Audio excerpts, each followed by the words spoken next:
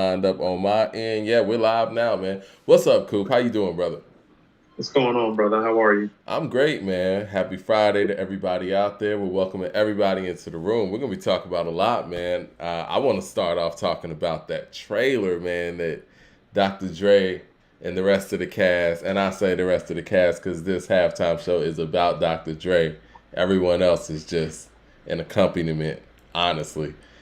Um, I want to talk about that. So we're going to talk about that first off, and then we're going to talk about this complex list that they continue to build on, which I think is an awesome idea, where they have the best rapper alive every year since 1979. I know we've done Rap Album of the Year. We might need to revisit that just, so that our current fan base can kind of have more of a discussion about it that we didn't have before. But yes, Tyler the Creator was named Best Rapper Alive for 2021. Nas didn't even get an honorable mention. So we're going to talk about that. And we're also going to talk about this article that I came across from the Griot, where they were naming 5 rappers that could beat T.I. in a music battle or something. I guess they didn't want to say verses. And the other thing I wanted to talk about kind of piggybacks off of that. I came across a video that just basically excluded Big Boy from Outkast. But we're going to get into that. Welcome everybody into the room. Did you see the trailer for the Super Bowl halftime show that features Dr. Dre, Snoop Doggy Dogg? I'm calling him Snoop Doggy Dogg. What's wrong with me? Snoop Dogg, Eminem, Mary J. Blige, and Kendrick Lamar. Did you see it? I did. Hold on. First of all, I want to tell everybody thank you for all the love and support. Subscribe to the page. The top 5s that we just did were actually done last summer. We do those unscripted off the top. I've been catching a lot of smoke for a couple of mistakes that I made.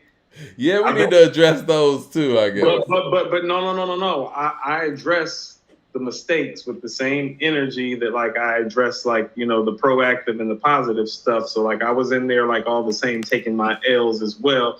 But it said a lot about our base that people is really on top of their stuff and on top of me about it. So thank you. I'm gonna take the pressure the same way I apply it. I love that though, man. Keep us in check where necessary. You know what I'm saying? Yeah. Like that's how we keep this whole thing beautiful. accurate anyway. Like it's great. Yeah. Oh, some somebody people, asked some people about. was with my mistakes, some people wasn't. Actually, Spliff Spark says, "What about the Nas versus Jay-Z with Rap Roundtable?" Look, I spoke to the guys last night. We're gonna do it next week, next Friday, at 7:00. So they got their 20 Jay-Z records. We got our 20 Nas records, and we're gonna be ready to go. Hey, you froze up real quick, Coop. You there? Yeah, I'm right here. You need me to call back? No, I think you might be good. Let me see if it stays frozen for a second. You know what? Just call back because I want to make sure we get everything in on this show. That's cool. I ain't doing nothing. Subscribe to the page. I'll be back. Yeah, subscribe to the page. And yes, if you see this hoodie I got here, man, we got the actual the white hoodie and the black hoodie available, and we do have the link to those hoodies in the description box. While everybody's coming in the room, Coot's about to call back in. We're gonna talk about this Super Bowl halftime show. But yes, our rap round table, I guess you want to say multi-mock versus, that's going down next Friday, 7 p.m. Eastern Standard Time. I'm looking forward to it, man. Those guys are cool over there at Rap Roundtable, and we're going to let the people decide each round. And I think we should get a bonus song in there just so there's no tie. So we'll have a tiebreaker. Cool, you there? All right, yeah, you look a lot better now. I was just telling the audience, man, we're going to have, I think we should do 21 songs so that just in case there's a tie, we can have a tiebreaker song in there. So I'm gonna hit up the guys at Rap Roundtable and make sure that they get their bonus song in there, just in case we do have to have an encore. It won't be no ties. So the people are gonna decide. It's gonna be next Friday. We're gonna give y'all some reminders too, man. We might even put up a little flyer or something. I mean, Mike, I think that makes me want to hold a special record or two just to make sure, because my cut and flow records that I was making for my side of the list. I mean, you haven't even given your input on the list yet. You know what I'm saying? I'm all in. I wanted to get a date. You know what I'm saying? But yeah, I'm all in. I'm gonna give my input on your list, We're not gonna share it here because I know everybody's watching. I ain't saying anybody gonna cheat or anything, but just to be sure, we'll keep I this would between you and I. I would cheat. Like if I would like if they let some of their list out, like I'm straight like going in there. I'd be like, Mike, if they play that, we're gonna flip the script and play that record. Like, LB 216 says on which platform they agreed to do it on our show. So the live version is going to be here, but we're going to give them the content to be able to rebroadcast on their platform as well. So if you're checking for it on the live and you want to vote on these songs, it is going to be on the According to Hip Hop channel. And make sure y'all subscribe to their channel as well, man. They're doing good work over there. And yeah, it's going to be here. hey, didn't they reach out to you about that? I mean, the fans did that. I think I reached out to them because the fans wanted that to happen. And so, I was talking my shit and it was like, cool, let's do it. So y'all made that happen. No. I love that they actually like want to make it happen. You know what I mean? And shout out to them. And yeah, I want everybody to go support them as well. It's a little cross referencing of business and love. I love it, man. It's hip hop, man. Like independent media is the wave of the future, man, because it's about the people like it's supposed to be. I was having a conversation in the barbershop today. They like pulling me in these debates, and it was a Jay-Z and Nas conversation. And one of the arguments was numbers. And I was trying to tell them, like, numbers don't really mean too much in hip hop when you're talking about impact on the culture and shifting the culture. It really doesn't mean anything. Numbers are not the end all be all. Maybe in the music business, because I get it. Music business is a business, and so you have to go by numbers. But if we're talking about in the culture, numbers don't mean that much.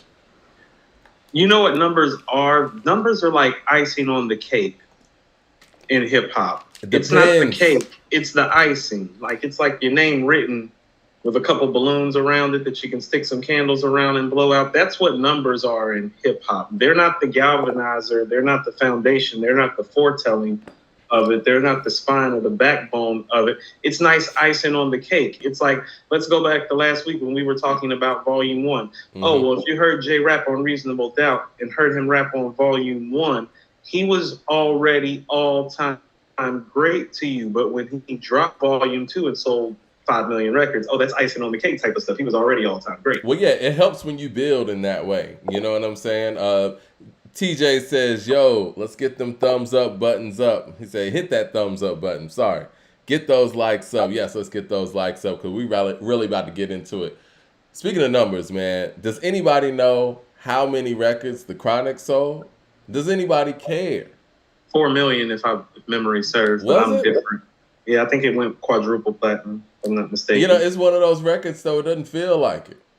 It's just a dope record. You don't think about The Chronic you don't attach the record sales to it because it's so inherently brilliant. You never think to yourself, how many units did The Chronic move? Because it's like, it's The Chronic. Like, it really don't matter how many units it moves. Like, yeah. Who cares? Who cares how many units the Low End Theory sold?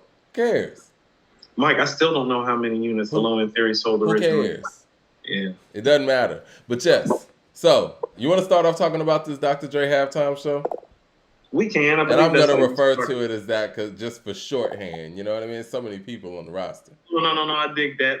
You can call it Dr. Dre and Friends, I think. Dr. Dre and Friends. I think that's an accurate assessment. So, okay, the trailer came out. And I do want to call it Dr. Dre and Friends because we start thinking about Dr. Dre and everything he encompasses when it comes to his career. In the 80s, he gave us NWA. In the 90s, he gave us Snoop. Eminem. And, even his work with Pac was really totally heralded on a numeric. If we want to talk about numbers, Pac did the most numbers when he was associated with Dre. Whether Dre worked on that as much as people think or not, who knows, whatever. And in the 2000s, he gave us The Game, 50 Cent. Right. 2010s, Kendrick Lamar. So, yes, he deserves to be the guy that all of this is centered around. I mean, honestly, we don't look at Dre as a hip-hop pioneer, but World Class Wrecking Crew, these guys are the first West Coast group to get a major record label deal, or major deal from a record label, in the early 80s. And you have to think that to some degree that carried over to the access that NWA was able to have. similar to like a RZA and Prince Raheem, and just being able to make that change over with Wu-Tang, because yeah, you guys have had a major record label deal or major deal before, so you know how to navigate a little bit different, and you still have those contacts. So Well, Dre you has want to been a know what? vessel since the beginning. Well, you want to know what? To quote Rock Marciano again for the second straight week, when you're talking about, Dre and RZA and how they came into the game, well, they seen the game, so they know the inner workings. Yeah. So when they came back not only with strong material, but something that differentiated their crews from the rest of the crews as well. So there's something to be said about when Dr. Dre stepped into the door, and also how he stepped into the door, because I think it gave him some insight in terms of what needed to be done and what the people were looking for, and the labels. Like, he found that middle ground, kind of like how, I don't know if RZA was looking for that middle ground with Wu-Tang, but he kind of did. Like, quick story, you want to know it? I didn't realize Wu-Tang was big. I was in middle school, Mike. I was talking to this nerdy white boy that I used to be in history class with, Mike. And he rapped every word to Killer Hills 10304 for me outside after class one day. And I was like, oh, they're big. Like, the nerdy white boys are like the Wu-Tang. I don't think that it gets any more balance when it comes to intellectual and street, and basically where you want to even throw in like the whole comic book mystique in there than it does Wu-Tang. Yeah, they mix nerdy shit with street shit and intellectual shit in a way that no one in hip hop has even come close to. I guess you could say MF Doom to a degree, but Mike, this is different. Rap superhero shit, Mike. They was like, they made rhyming cool. Like it wasn't even necessarily the narrative. A lot of the songs that Wu-Tang have that are epic, it's about the rhymes. It's about the MCs. They're superheroes. And not to mention that they mix in the martial arts on top of that. That's icing on the cake stuff, Mike. The fact that and they making acronyms out of it on top of that, like, yeah. Magnad says that Dr. Dre is more than a pioneer. You're right. I would go as far as to saying, in my personal opinion, I think he's the most powerful individual in hip-hop that is actively an hip-hop artist. And honestly, I don't even think it's close. I don't think it, for what he's done for each decade, and we see, isn't this technically the first hip-hop halftime show in Super Bowl history? Unless you want to count the Black Eyed Peas. And I don't want to disrespect the Black Eyed Peas, but let's be real. We talking about some hip hop shit. I think this is the first one. Well, they weren't really doing necessarily their hip hop records when they were on stage for the Super Bowl, now were they? So I get what you're saying. So I guess under that context, yes. I mean, what I would submit to you is, I think musically, I don't think that's a question. He's been the most powerful force in hip hop history, musically speaking. Is that a fair assessment?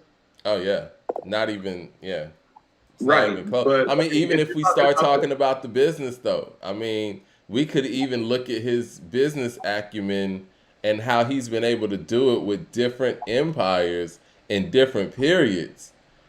And honestly, we can't say that for everybody in hip hop, because hip hop's one of those things where, on a mainstream level, people have their runs, and then it just goes on to the next person.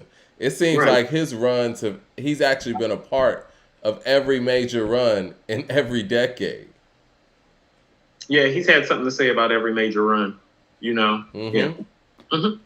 Yeah, even if he wasn't the top guy, he was top 3.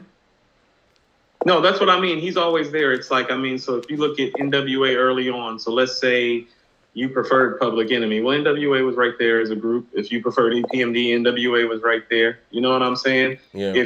Even if you was from the West Coast and like you preferred like Too Short or 40 or the stuff that came out of the Bay or Spice One or something like that, when you heard the Chronic, like, you was on board. So like, that's what I mean about him knowing the inner workings. Dre's music has always gotten every generation on board. I've never heard anybody say, you know what, man, the Chronic, man, that's all right. I don't fuck with the Chronic. I've never, like, you know what I'm saying? Like, there's certain people would be like, certain people will even tell you that they think Nas is boring as an MC or something. I've heard that. I've heard people say that they really didn't like Outkast like that because they were on some weird shit. I've never heard anybody say, yo, the Chronic, man, that shit's all right. Man, the only thing that I have to say about the Chronic, Mike, and my only critique of it is that I keep telling everybody Doggy Style is better. That's my only critique of the Chronic. What a critique that is.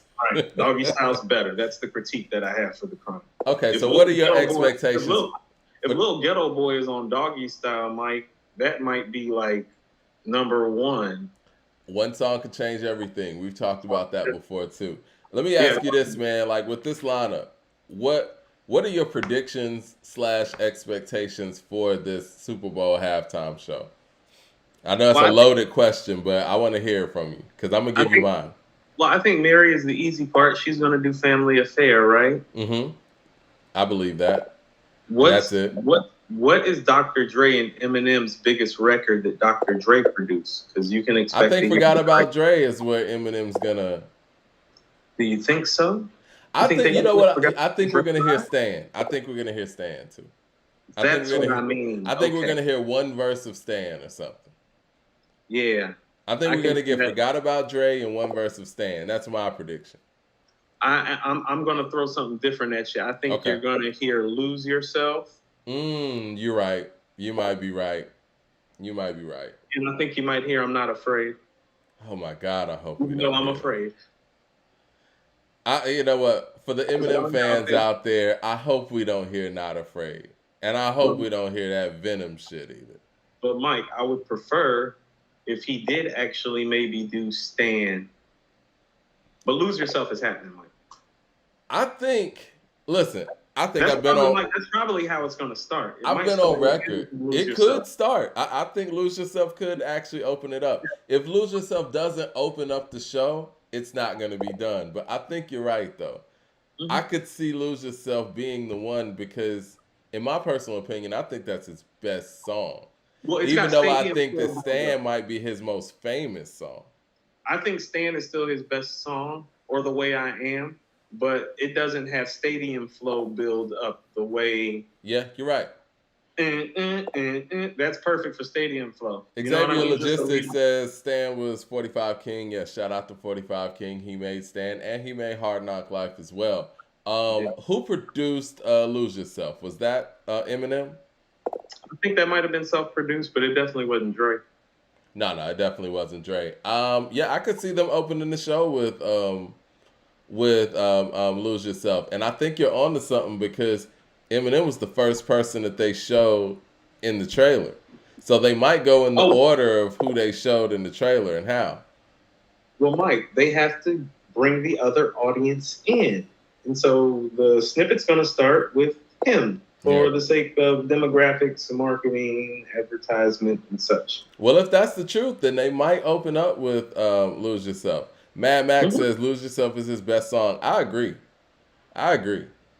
And this is coming from somebody who's very critical of Eminem. No. You want to know what?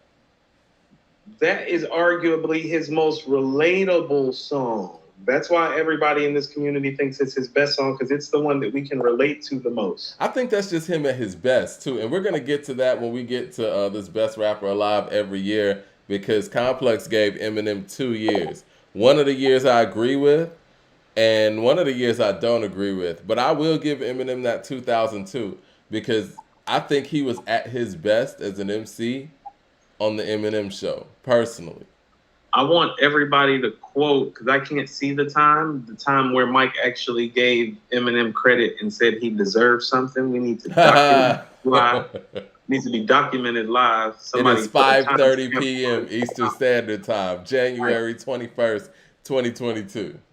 He actually said Eminem deserved to be MC of the year. Hold on 1 second, man. People calling me during the show, man. We live. But yes. He deserved to look. If he got Best Rapper Alive for 2002, looking at the pool of what came out that year, the only argument I would give you is The Fix, Scarface. It's the only argument I would give you. But again, 2000, I understand where Complex was coming from, giving Eminem that for 2000. But you're not getting that over Ghostface Supreme Clientele. But we're gonna get into that. I agree with you though. If he opens up with Lose Yourself, I think that's a strong open. They get Eminem out the way. I see people saying the real Slim Shady, you do not want that song played in 2022. It's very problematic. That's gonna make him look very bad. You don't want to hear that. I'm Slim Shady. Yes, I'm the real Shady at a Super Bowl halftime. Especially when Dre's about to come through with a next episode or a Still DRE, and Snoop's gonna come with a What's My Name. You do not want to hear the real Slim Shady before that. That's gonna make Eminem look very, very, very, very bad. His best out is to start off with Lose Yourself. We don't need no rap god. We don't need no and all that stuff. We don't need that. Stick with Lose Yourself, and you can do it. Forgot about Dre, and get the hell out of there. Because when Dre comes with his shit, it's gonna be power. I'm telling people. I told y'all when me and Coop were talking about this on one of our older episodes, man. With the DMX and Snoop Dogg stuff, man. Look, you don't want to be matched up with that Dre produced stuff, man. It hits different. Do your strongest shit and get out the way. Get out the way. So we got Eminem and Mary out the way. Who else is coming along? Mary's doing Family Affair. Kendrick Lamar. Let's talk about Kendrick Lamar. I don't think Kendrick's coming out with a new album before or around the Super Bowl. That's not happening. I think... What did they have him? What they play in the trailer? Was it Humble? I'd be super surprised if he does Humble. I think he's gonna do all right and he's gonna leave. I think he's gonna do all right. I'm trying to think what else could he do. What are Kendrick's biggest records, stadium flow wise? Would you say? Yeah, that's the thing. He really doesn't have what I would call stadium music. That's the thing with To Pimp a Butterfly. Nothing on there is really stadium flow. Good kid. All right. All right. I was thinking, I'm about to say, Mike, if you want to talk about effect, about what you want to hear stadium-wise, Mike, Backseat Freestyle, that beat dropping live stadium-wise probably would have a nice effect. But he ain't about to, do Backseat Freestyle at the Super Bowl. So I've seen him do Mad City in big crowds, and it's a lot of energy with the yeah. I mean, but I don't think he's gonna do that. No. Because there's no chorus there. It's just straight bars. I'd be very surprised if he does that. Yeah, I'd be surprised if he does that too. I think All Right is a fair play. Because all his other great records, that's the thing with him. Like his classic records aren't for this type of event or affair. Are you on board with me yet in the fact that he's not going to drop anything before and around the Super Bowl? I told you, Mike, that if I didn't start to see some promo for an album by him when the NFL playoffs started, I was going to start sliding your way. And I haven't seen anything that indicates that he's dropping an album, so I'm going to have to side with you for now that he's not dropping a project around or before the Super Bowl. J5 says maybe DNA. What do you think about DNA, possibly? I love DNA. I like DNA, too. I like the energy. DNA's one of his best verses, too, actually. I don't think he's going to do it, though. I don't think it's notable enough. Breath control-wise, it would be nice to do that stadium-wise. If he can pull that off, that would be the feat of it, is him pulling that off like at such a big event moment-wise with the delivery and the cadence that he has on there, how much breath is wind it would take probably, I think sonically it would be a better record to do than All Right. And like you said, when you talk about breath control, because, those runs that he's doing on All Right, I don't know how well they're going to translate in a live stadium, to halftime. I think he's used to doing those runs with that song, though, because that probably is the song that he's performed the most for a large audience. That's true. 20 of them in my Chevy, tell them all to come and get me, reaping everything I sow. Some are coming heavy, no preliminary. Here is on my record. I'm a motherfucking gangster. Silence for the record. I mean, but it's like DNA hits, though, where it's like, I got loyalty. Yeah, like it has an energy that's different. I would rather him do DNA but I don't know. I don't think that he's going to do Humble, though. That's what I'm saying. Is that for this, though? Exactly. I don't know. But I know one thing. We're not getting no new Kendrick Lamar music before and around the Super Bowl. And that's unfortunate because when you're on a stage like that, that's such a great opportunity to put out new music. Like, everybody's going to be watching. And I know we're going to be watching for other reasons because it's a whole cast of people. And I think, let's keep it all the way real.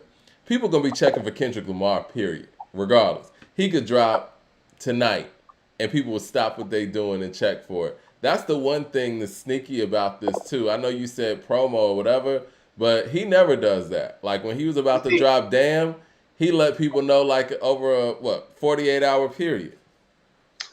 No, I'm glad that you said that, because that was some of the sentiment I had about your thoughts, which was that he doesn't have to do anything but drop. Like, that's it. Like, he can just drop. He's one of the people. I'm dropping something. All right. Boom. On board. Everybody get in the boat. So he still has that in his favor, But like I said, Mike, every time some more time goes by, it raises the expectation level for the product that you're about to provide. And the expectation level is already high based on previous products that you've provided. I mean, he's already fighting against himself in the fact, like you said, the albums that he's put out over a certain period and, continuously following it up so well, he's already raised his standards so high, but to wait for so long, the expectations are just, I don't want to say detox-like, but to the point where it's not detox-like, but in a sense where it's like they're very unreachable and unreasonable, and they get more unreasonable as time passes on. I don't think that it's unreasonable, but here is what was in his favor is the fact that for his era and for the time that he was putting out albums and projects, well, he was clearly the best album maker making the best albums. But what I'm keep on trying to say is that if he drops a product that is on the same level as Damn, that's not going to cut it based on projects that we have heard since Damn came out. Damn isn't setting any sort of bar or standard that people haven't matched or exceeded, because there are albums that, quite frankly, I think are just as good as, and if not better, in quite a few. And so what I'm saying is that when he steps back into the fold, in order for his spot to be what it was, which was at the very tippy top, he has to make a product better than Damn. Because the competition has made product better than Damn since Damn was released. To piggyback off of that, and you bring up some really good points, I think where he really falls behind is sonically. Like, he's dope. We know Kendrick Lamar can spit this, that, and the third. But now you're going to have to be ahead of people sonically. And when you haven't been out there and you haven't been active, you haven't been doing features, and how quickly the game changes and how quickly sounds and all that stuff changes, it's like you're going to be behind sonically regardless, unless you're just working on some production that is so far ahead of the game that, people just can't conceive it right now. You know what I mean? Like, staying active is what keeps you current sonically. Here's what's to his advantage. Because he's Kendrick, he can call on anybody at any drop of a dime and get something fresh sonically. So I'm not concerned with that necessarily. Because of his stature, because of his status, it's kind of like what Nas just did with Hit Boy. He can kind of do what Nas just did with Hit Boy. He can call anybody and be like, hey, give me a track. You want to know what? I like that record. And you start by and be like, make my album. And they're going to be like, yep, okay. He can do that. And so I'm not worried about the freshness of the sound, because he can go get who he want when he want. It's just a matter of time with certain guys. You know what I'm saying? You think he'll just get one producer to do the whole thing? Because that seems to be, where a lot of people are going. He's usually a leader and not a follower, so don't necessarily expect that from him. I mean, don't most of his projects usually have about 3 to 5 producers? Yeah, and Soundwave normally does a whole bunch of it, and I wouldn't be surprised if, he went ahead and just got Soundwave to do a whole project, because even when he does get a Mike Will made, they actually fit into the fold of what the production style is anyway. Because you don't even think of Boy Wonder doing Black of the Berry. That fits in everything else that was going on. You know what I mean? Well, okay. I think we know what Snoop and Dre are going to do, right? Y'all seen Up in Smoke. I mean, I had that DVD and everything. Deep cover, Mike. You think they're not going to do no deep cover at the Super Bowl? Yeah, that's not happening. Mike. In my hip hop dreams, that's really how the Super Bowl halftime show starts off. It doesn't start off with Lose Yourself by Eminem. It doesn't start off with Family Affair by Mary J. Blige, Mike. We need to address all these tenuous circumstances going on, Mike. A little deep cover. You know, in my dream circumstance when it comes to these guys, because I've said for 10 years I want Dre and Snoop to do the Super Bowl halftime show. You My have been dream saying that, like you've been scenario, posting that on social media for too damn long. in my dream scenario, they handle this thing by themselves. I Right. think that That's what's what going we to be really the want. weakness is the fact that they haven't been able to they haven't been allowed, excuse me, to handle this by themselves. So they're going to have to rush through some great records. You know, we're probably going to get next episode, hopefully. We're probably going to get Are What's we My without Name Nate from Dogg Snoop. though? Are we without Nate Dogg here though? Are we getting I next don't episode? know. Nate Dogg's I know not we're here. getting Still DRE. I Yeah, I hope think we're we getting. don't get Drop It Like It's Hot. And I love that record, but I hope we don't get Drop It Like It's Hot. I hope Snoop sticks with the Dre stuff. I'm Mike. I would actually love to hear What's My Name. That's what I want to hear. Yeah, Yeah. Who Am I? yeah. What's My Name is the I'm cool. song. I'm cool with still Dre and What's My Name.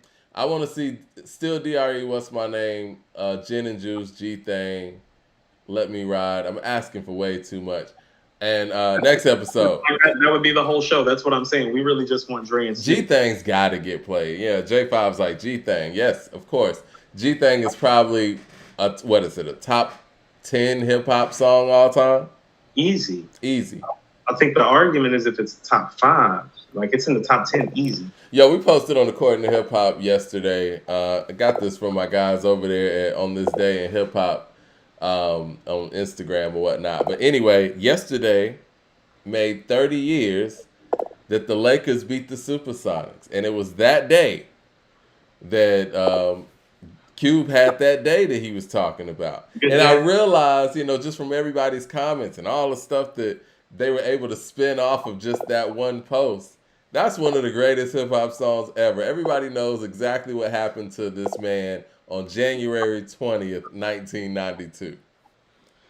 Yeah. To the point that people even tracked down the actual day based on the NBA score. I had the Bushi at the Chronic. Lakers beat the Supersonics. Everybody knows. Right. Nobody he knew got killed. Like, you know what I'm saying? Like, everything. Mom was cooking breakfast with no hog. Right. It's what we're supposed to do in hip hop, right? Last week we fucked around, got a triple double. But see, he got the triple double in the previous week. It wasn't actually on that day. But yes, I mean, I'm looking forward to the Super Bowl halftime show. I think that when the lineup was announced, everyone assumed that Kendrick's going to be coming out with something, so that brings some excitement too. I mean, ever since we've been doing this show, we've been waiting on the Kendrick release so we could talk about it. Kendrick hasn't allotted us the opportunity to do that yet. I still don't think that opportunity's coming. I actually see a new Eminem album coming out before I see a new Kendrick album coming out. Mary's dropping. She's dropping around the Super Bowl. Well, Mike, they're all about the drop projects because, well, it's the Super Bowl. So everybody's watching and it's a great time to release product. Only person who probably doesn't have to is Snoop. Yeah, he just dropped something like last month. Snoop drops all the time. So I mean, Snoop just different. You know what I'm saying? It's like you said, I can go wake up and go make $1 million in a week whenever I feel like it. He's Snoop Doggy Dogg, man. He's Snoop Dogg. Like, he could do whatever. I think he's possibly the most famous rapper of all time. It's either him or Kanye West. No, it's Snoop. I think Kanye West is up there. I think he's up there. You know, you remember when George Bush was coming out of office and he said, he got on Good Morning America or one of those daytime shows and said, the lowest point of his presidency is when Kanye West said, George Bush doesn't care about black people. No, and that's granted. Great culture piece, great culture moment. But in this rap thing, I will tell you something. We talked about numbers and how numbers don't matter. Well, I'm going to tell you the one time numbers did matter. It was the first time a rap album ever hit #1 on Billboard. And that was Doggy Style by Snoop. And I think it was #1 for like 3 or 4 weeks. And Gin and Juice was #1 on the hip hop rap charts for 6 months, Mike. for 6 months, it was the #1 rap song on Billboard's hip hop charts. And Snoop moved 5 million records at a time when guys were happy to sell 500,000 copies. Like, you were Snoop Dogg legendary. is a star. So when I'm saying that he's the most famous rapper ever, he made this rap shit famous more than anybody ever did, Mike. He's a household name. He's a household name. He's rap's first real household name, like real household name. I think he's known for being more of a personality than the actual music. And we could say the same thing to a certain degree about Kanye, but you were at Mercedes-Benz Stadium when Kanye did his listening event. You saw how people showed up just to hear some music that they didn't even know what it was going to sound like. This is new music. Like, there's not anybody else. I don't think there's anybody else out there that could do that. Somebody argued me today that they thought Drake could do that, and I was like, I don't think he can, because it hasn't happened. Mike, I will tell you this: it's a different effect when you got Snoop, but Snoop packs the house. Remember when Snoop came down there for the Up and Smoke tour and came down to Lakewood? Oh yeah. My pops took me there for my birthday when I was 20. I think I was 2021 when they did the Up and Smoke. Mm-hmm. Snoop, that dude. Like, I mean, like, that's what I'm saying. It's like, I mean, truthfully, I mean, for me, Mike, Snoop's show was better than Kanye's show. His live show was better than Kanye's show. It wasn't in a stadium. It was at Lakewood, granted. But if you want to talk about, like, a crowd of people, Mike, of thousands of us, chanting every word to a man's song, like, not one or two people, Mike, the entire crowd for the entirety of the show, where he has his set to the point that really this nigga don't got to rap on stage if he don't want to. No, he don't. You know what? We got about 150 people in the room. Let's talk about the subject on the screen. So Complex does this thing, right? And they name the best rapper alive every year since 1979. Long story short, 2021, they have named Tyler, the Creator, 2021's best rapper alive. Mm-hmm. You know what? Let me go through what they say this is about, right? I went to the article, and it's not just one writer. You know, it's a team. They make team decisions on these things. And basically, the way they start this thing off, and we're going to go through their full list, and we're going to talk about each year. They start this off by saying rap fans tend to get into arguments with other rap fans, and it doesn't take much more than someone declaring their favorite rapper. Your favorite rapper is a personal preference, one that requires the most objective defenses. If you're rooting for the Rookie of the Year or a washed-up veteran experiencing a career resurgence or someone no one has heard of as your favorite, then so be it. That's your choice. The favorite rapper discussion is cool and all, but the covenant distinction of hip-hop is still being named the GOAT, greatest of all time. Rookies and new jacks need not apply. This is the debate strictly for the catalog artists, people who have shifted the culture in previous unmovable ways, artists whose music has permeated and resonated over an extended period of time. It's rap's imaginary hall of fame, existing only within the abstract conversations we have about it. But this one debate that every rap fan not only loves to have, but ought to have, is a debate considering both the short-term and long-term implications of an artist's impact. A debate that pits a rapper in their prime against any and all competitors. A debate that galls the cultural landscape and plucks out one who stands alone. The debate about who's the best rapper alive. Being the best rapper alive is sort of like the MVP. Even though rap doesn't follow the rigid cultural calendar quite like a major sports season, because it has requirements looking at the current crop of active artists and picking a winner, you can confidently declare the best rapper alive in any given year without having to consider previous decades. The same way you can to say LeBron is the MVP, even though you've seen Jerry West play. So they're taking this on as an MVP type of discussion. And I'm glad they have this little blurb about this and they're giving reasons. But I don't understand. All right, there's one thing. There's one thing here. Tyler getting it. But my thing is where the bar is at. Because this is best rapper alive, right? And let's go to what they've actually put out there in years past so everybody could see it on the screen. It starts off in 79, they say Grandmaster Caz. 1980, they got Curtis Blow. 1981, they got Kool Moe Dee. 1982, they got Melly Mel. They gave Rev Run 83 and 84. LL Cool J gets 1985.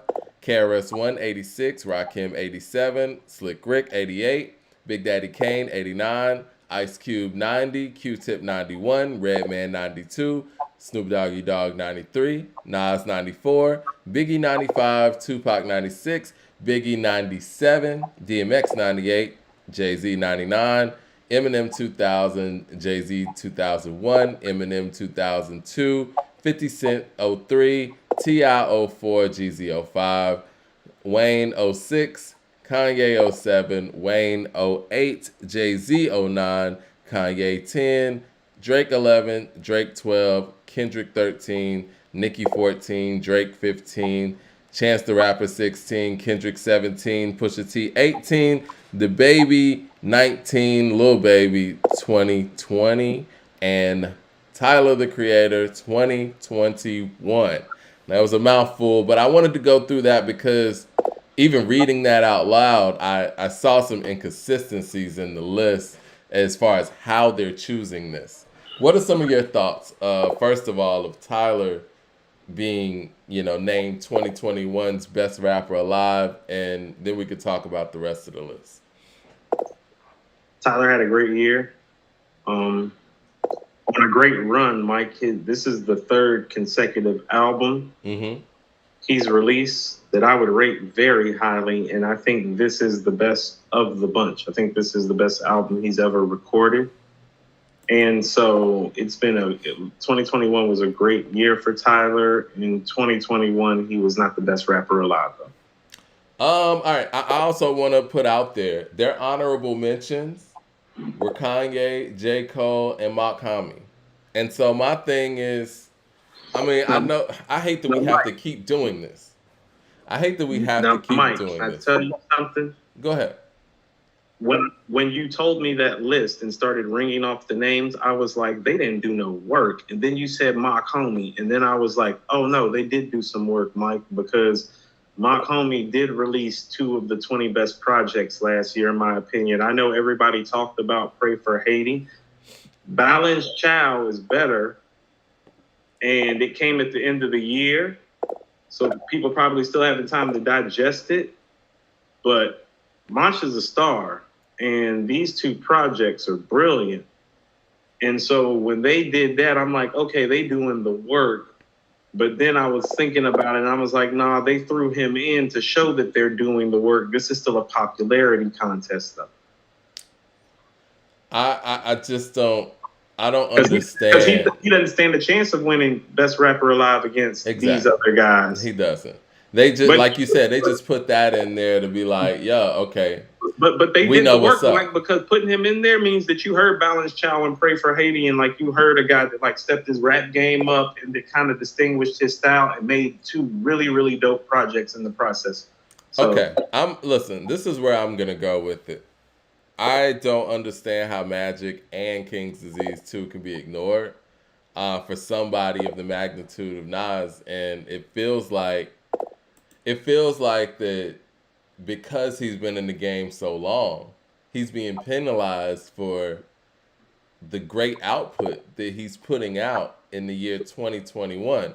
No one can sit there and listen to Magic, and even King's Disease 2, and listen to Tyler, the Creator's album, and tell us that this guy on this album is doing better rapping than this guy on this album.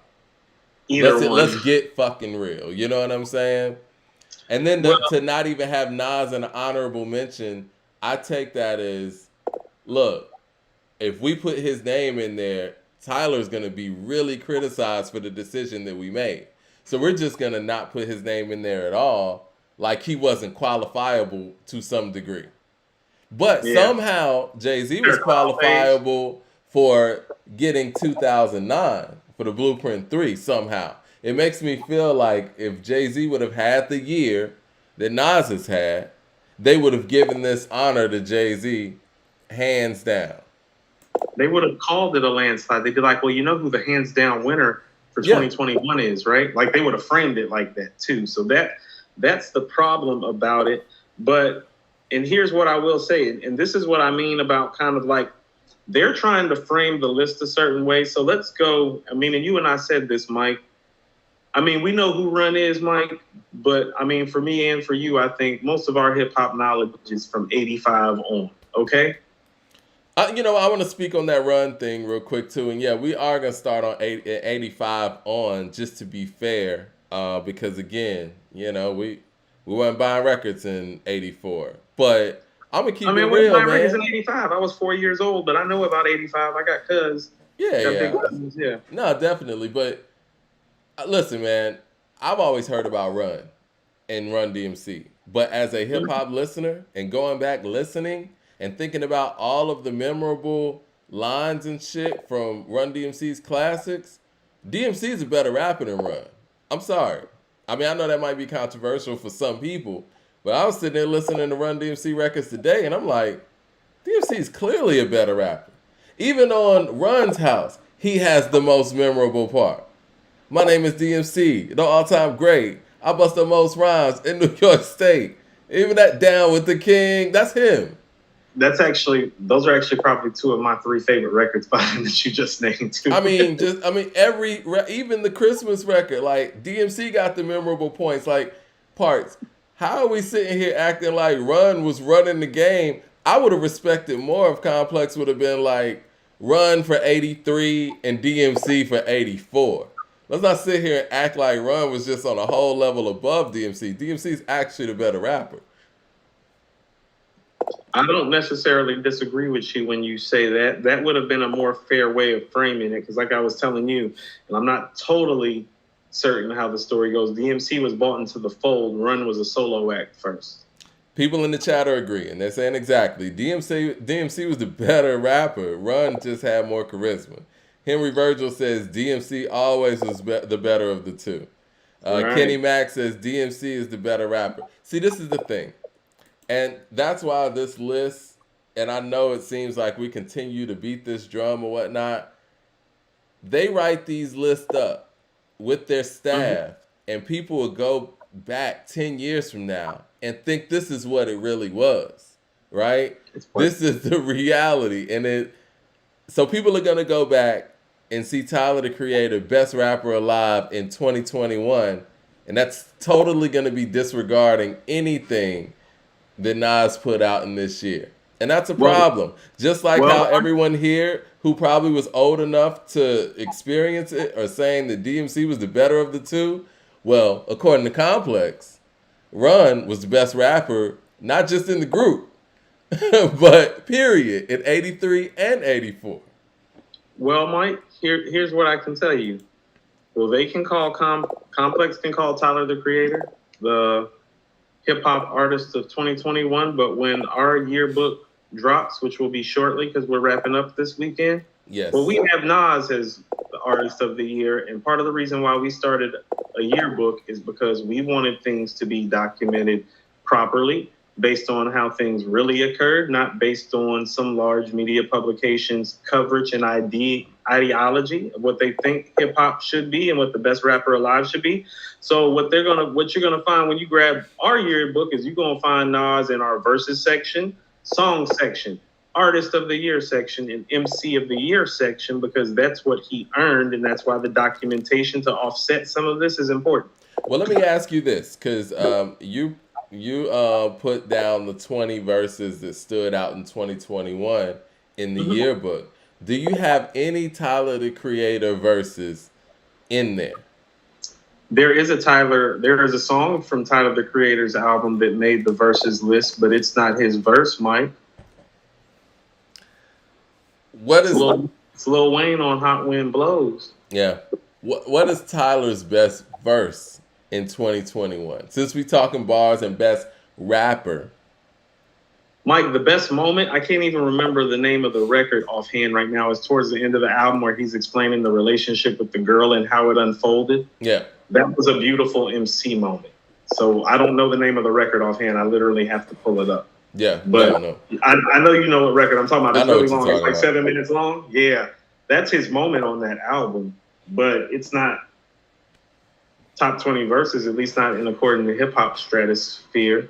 Yeah, Henry Virgil says that yearbook idea is golden. An actual physical book would be dope. Yeah, we're actually finishing up the physical book, and you can purchase it on Amazon. We actually did one for 2020 as well. I think we'll work on something where we can kind of get both of these things packaged together for some people that might have missed the 2020 one, because I think it was great as well. Listen, I think that the problem here, and I think that Complex knows it's somewhat of a problem. That's why it's kind of gone viral. To be the best rapper alive, you have to have the bars. I had a problem with their pick last year with Lil Baby. He wasn't the best rapper alive in 2020. Conway was. And that's just the goddamn truth. It's what it is. People could talk about popularity or whatever. You know what? I'm going to read some of what they had to say in a second. I know you were about to say something about why they gave this to Tyler. But go ahead. Well, this is what I mean about how they're trying to frame it. What you have to understand, when hip hop was more cultish and still smaller in these years that I'm about to list down, and these years are very important in terms of how they framed it, because they tried to frame it a certain way, but I think they're forgetting something that came with it. And they're forgetting the very important part, Mike, the music aspect of it. Was Lil Baby a bigger star than Conway last year? Yes, but he wasn't a better rapper. But let me tell you how it used to go, Mike. In order for you to be number one, you literally had to make the type of material that warranted people saying that you were the best MC. And that has changed and become more of a popularity contest. Mike, let's go from 1985 to 1990 right quick. All right? Okay. All right. You know what? Do that. Can we go do right that. quick? Yeah, do that. Let's do that. I'll read this later. Yeah, let's do that. In 1985, LL Cool J isn't just the hottest rapper in the game. He is the best rapper in the game. You get what I'm saying? He's not the hottest. He's not just he's the best too, and he made arguably the best album that year. You get what I'm saying? Mike, 86, KRS-One. I don't think we need to talk about rhyme skills right here, Mike. But Mike, Boogie Down Productions' first album, Criminal Minded, was arguably the best album. Well, was Criminal Minded in 87 or 86? 87, but I think they're that's why I was trying to tell you that for me, and I don't know why, for some reason, I always told you, Mike, it feels like Criminal Minded came out sooner than it did, even though I know it was right behind Paid in Full. But what I'm trying to say is that KRS-One was the best rapper at the time, and he was the hottest rapper at the time, and they made arguably the best product. Mike, I don't think we got to discuss 87, Mike. No, we don't have to discuss 87, but I do want to go back to 86. Go ahead. Well, when did Criminal Minded get released? It was 87, but I'm sure there was but when in 87? Because I bet you South Bronx. Yeah, he probably had shit bubbling. But I was going to say, man, Yo Bum Rush the Show. I mean, Chuck D got to get some love too, but I think that was all 87 too. But yes. Okay, Rakim 87. We ain't got to talk about that. Right. We don't got to talk about Paid in Full of the God MC. No. Mike, Slick Rick in 88. That's a given. Children's Story, the greatest event. Mike, yeah, Big Daddy Kane in 1989. Now, Mike, here's the first thing that I will say. Maybe not the best MC in 1989, but was actually bigger than all his counterparts in stature. And this is during L's low moment, too. He was the biggest star at the time. And rhyme-wise, he was still there. I got no problem with Kane in 89. You feel me? No, definitely. Mike, same thing with Ice Cube in 1990. Fresh off leaving NWA, Mike made the best album of the year. Was the best MC in the game when he made that album, and the hottest MC in the game. So there was a template of not only you being hot, but you also providing the material that backed it up. Exactly. things start to change when you get into the 2000s. Because even if you want to go to 91 with QTip, Mike, I told you, it's like I would put Scarface in there. Yeah. And I'm a Q-Tip guy, and I agree with that. But it's not like I'm arguing about Q-Tip's mic performance on the low end theory, Mike. We're not arguing about that. You feel me? Let's skip and that's real their quick. coming out party. That was their coming out party where everybody was like, no, these guys are all time great. And so if you told me Q-Tip in 91, best MC, if you look around in 91, it's like, no, outside of Face's first album, I told you I couldn't think of anything. I'm going to go with Face because he's a better MC. And the album's not as good, but he's not as seasoned as Trap. Definitely. 92. So, are you okay with Redman being there? Totally okay with that. You got somebody else for me? That's what I'm saying. No, Redman was hot in 92. And what the album, I think, came out late 91, early 92. I'm with that. I'm fine with that. I mean, there could be an argument made for Cube again. But Mike, if you wanted to say Ice Cube, I feel you, but this is what I mean. You had to be hot and making great material. Cube was hot in 90. In 92, Redman was hot like that. Well, Death Certificate was 91. So, yeah. You can go with Ice Cube. You can go Ice Cube back-to-back years if you wanted. If you wanted to slide Face out for Death Certificate, because I think Face first album is a classic, it's not better than Death Certificate. Diesel says LL Cool J for 1990. I'm not mad at that either. I'm not mad at that either. Yeah. I'm not mad at that either. That was the comeback tour. Yeah. So, yeah, I mean, for me, I would shift it where it's like, okay, and Q-Tip's my guy. I love Q-Tip. I would shift it in a way where it's LL in 90 and Cube in 91. And I'm keeping Redman 92. I mean, Mike, actually, I'm not. I would go Ice Cube 90, 91. I'm going to give Cube back-to-back for America's Most In-Depth Certificate. It was like that. And he was I'm with units. that. I'm with that. 100%. Yeah. I'm with that. Mike, here's if you want to quibble about 1990, here's somebody who we're forgetting about, and we're about to talk about him briefly and go ahead and get this conversation started because it's right around the Scarface conversation. Well, Wanted Dead or Alive by Cool G Rap came out in 1990, Mike. And if you want to talk lyrically, he got all those guys I just named beat in 90. With Wanted Dead or Alive. Kill at Will is 90 as well. I think we have to also remember that. You got America's Most and Kill at Will at 90. That's going to be hard even for Cool G Rap to beat, but I was bringing Cool G Rap up to say that if you look at that 85 to 90 run, well, all the MCs from the golden era got an MC year except for Cool G Rap, and that's about Cool G Rap's content. LL, KRS, Rakim, Slick Rick, Big Daddy Kane. Yeah. Okay. But, 92 Redman, you're good with that. Snoop Dogg in 93, we're good with that. It's nobody else in 93 that's even. Unless you want to pick a member. If you want to pick Method Man from the Wu-Tang Clan. No. That doesn't even. No. All right. Nas in 94. It's a given. Yeah. Biggie in 95. What did you think about that? Because that's interesting because. When did The Diary come out?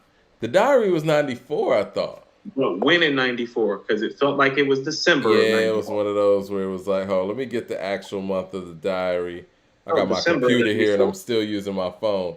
It was October 94. And many of those singles, Hand of the Dead Body was 95. That was February 95. Never Seen a Man Die? That was 94. Biggie did a lot in 95 though, but he did Junior Mafia. Yeah, but I think the thing is the fact that Biggie didn't actually drop an album in 95, which kind of makes it look weird. It kind of makes you feel like you want somebody who came out with an album in 95 to get that, like a GZA or like a Raekwon. Does Raekwon not get that? Mike. Stop taking my notes from me. In 1995, I had, if Scarface didn't make The Diary in 1995, that honor goes to Chef Raekwon. It's literally what I had written 95. Raekwon's even 95. Big was riding around listening to Purple Tape, man. There's footage of that. Listening to the Purple Tape. It's the Purple Tape, Mike. We don't even call it by its proper name. What about Pac, though? Because Dear Mama's 95. Like Me Against the World is 94. No, Me Against the World's 95. It's not better than the Purple Tape, Mike. It's not better than the Purple Tape, but is he better than Raekwon in 95? As an MC? I mean, yeah. I mean, let's look at it. We got Dear Mama. We got Temptations. We got Shed So Many Only 10 years. Tears. I think Pac has to get 95. Me Against the World is good enough, and he's clearly the biggest star in the game. And honestly, you know me, I'm a Purple Tape guy. I think Purple Tape's better than Me Against the World, you know, but I think that Pac is an individual. In 95, you remember what it was like in 95 when Me Against the World dropped. Niggas was walking around looking like Pac, had the bandanas and shit. He had movies out at the same time. Pac is 95. No. I'm fine with that. I'm totally fine with Pac 95. You know how I feel about Pac. I thought Me Against the World was like late 94 though, like kind of like The Diary. So I was kind of 95, yeah. 96 is Pac. They got Pac on 96. That is what it is. I don't think there's any debate there. 97 Big.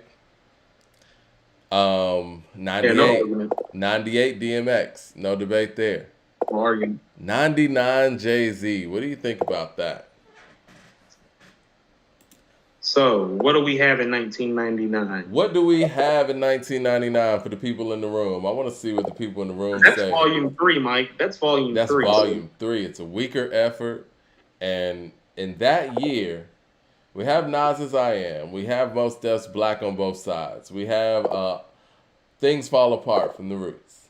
Dr. Dre came out with 2001 and 99. Can't put him as best rapper alive, I guess, technically. But you got Prodigy and his work on Murder Music. So, Mike, I'm actually going to give you 2 people. Slim Shady LP. Go ahead. I'm listening. Prodigy and Black Thought, Mike. Their mic performances on both of those classic albums. So I guess it's all about where you want to go. You want to go You Got Me, or you want to go Quiet Storm? But I'm sliding Jay out and we putting Thought or Prodigy in on 99. What say the people? Thought or Prodigy in 99? Sean J says 99, he got DMX. Mikey Man says Mob Deep. DJ All Day says DMX. And then there was X was 99. And we're sitting here carrying over Flesh of My Flesh, Blood of My Blood from December of 98. I'm going DMX, honestly. A couple of people are saying Prodigy, but most people are saying DMX. Mike, the material that he released that year is not close to When Things Fall Apart or Murder Music, and the mic performance isn't at the level either. So it's like somebody's going to have to show me the mic performance or the quality of material. He doesn't have either one of those things. He has that with It's Dark and Hell Is Hot. DMX? Nah, I think you're being biased. I know we love Black Thought, and obviously Black Thought's the superior MC. No, Mike, I'm being serious. No, Mike, all jokes aside, we're talking about DMX for 1999 about an album that came out in 98. So we need to take Flesh of My Flesh, Blood of My Blood off the table and keep it to And Then There Was X. And if we're keeping it to And Then There Was X, he's not going to be in the conversation. But I mean, we just did this with Scarface, where most of the singles came out in the other calendar year. Because I would imagine that every single from Flesh of My Flesh, outside of the first one, Slippin', came out in 99, though. But Mike, Face didn't get it. We just gave it to Pac, and then we actually went to the Raekwon thing after we talked about Face. So we're not giving it to X in 99. We didn't give it to Face in 95. If we want to stick with And Then There Was X, there's a lot of strong records on there. Flesh of My Flesh and Then There Was X don't have shit on the diary put together. People are saying Prodigy X. Listen, that's I love X, but no. Not for the And Then There Was X. Not for And Then There Was X. No. Well, I'm gonna tell you this. I mean, you know, I would give it to Prodigy over over Black Thought. Mike, I want the people to name 5 dope records off And Then There Was X. 5 classic records, because I can name 5 classic records off When Things Fall Apart, where Black Thought is showing out. I can name 5 classic records on Murder Music, where Prodigy is showing out. The best mic performance in 1999, Mike, is Prodigy on Quiet Storm. The best mic performance of 1999. I think that the height of Prodigy's individualism and just the buzz that he had as a soloist comes from his work in 99. It's accumulated, right? But he clearly was becoming that solo artist on Murder Music. I will say that. What do you think about Mos Def? No? I like the Most Thought. most probably did more lyrically, and he's on When Things Fall Apart too, so he gets like an extra notch for that. But I don't think Black on Both Sides is as good as Things Fall Apart or Murder Music. What do you think? I don't. That's just me personally. I don't think I think that it's a great album. It's a beautiful effort. It's wonderful. If you told me that it was a classic for you, I wouldn't argue with you, but it's not When Things Fall Apart. It's not Murder Music. And Thought and Prodigy are comparable to Moses MCs that year. And the best mic performance of that year is Quiet Storm. Well, I'm definitely gonna go. If you wanted to say Mathematics, Mathematics is up there. So, all right. So, what do you think about? All right, what do you think about Jay-Z and Prodigy? Right, like, because in my opinion, I think that I would choose Prodigy in that year over Black Thought and Most Def, even though I think both of them, in my personal opinion, are better MCs. Right? They just inherently, yes. Yeah. I'm just talking about like based on how this list normally looks and the impact, because the impact is a big thing, right? Yeah. So we're narrowing this thing down to, in 1999, Prodigy, DMX, and Jay-Z. So who you're picking Prodigy in 1999 over the work that Jay-Z and DMX did? He made the better project, and he's rhyming better than them. Period. They don't have anything on him in 99. They didn't. Is Volume 3, and then there was X better than Murder Music? It's not even a conversation. Do they have anything like Quiet Storm performance-wise on either one of their albums? No. And no. Okay. And no again. M. Lynette says Missy should get 1999, honestly. Miss Lynette says Missy should get 1999, honestly. What album was that? That was The Real World. That was The Real World? I like The Real World. Very feature heavy, but it was feature heavy. Production was phenomenal. Yeah. World. Yeah, definitely. I love that record. I bought the CD. I had it. All right. So we're still in debate over 99, but I do think that Prodigy would deserve it over Jay. I even think that DMX in that year would deserve it over Jay, but they gave it to Jay-Z. 2000, we got Eminem. I understand where Complex is coming from, giving Eminem that one in 2000, but I think that 2000 goes to Ghostface. I just do. I mean, Supreme Clientele, and my runner-up in 2000 would be Common for Like Water for Chocolate. I agree with you totally on both sentiments. It's Ghost in 2000. That Supreme Clientele hit different. I mean, that nigga was rapping crazy. And listen, we talking about best rapper. You can't sit there and listen to the real Slim Shady and tell me that this guy is a better rapper than Ghostface on Mighty Healthy or some shit like that. Come on, man. What are we talking about? Oh my God, I was about to say, all you got to do is put on one and this is over. Put one on. Wrap that up. Man. Crash through, break the glass. Tony with the goalie mask. That's the pass. Heavy ice. Rolly laying on the grass. Man, come on, man. Come on, man. That nigga was rapping on a whole nother. That's the album that made me a super Ghostface fan. I was like, man, this nigga rapping on some superhero shit. Hey, Mike, I'm going to tell you something about Supreme Clientele, and you're not going to believe this when I say this.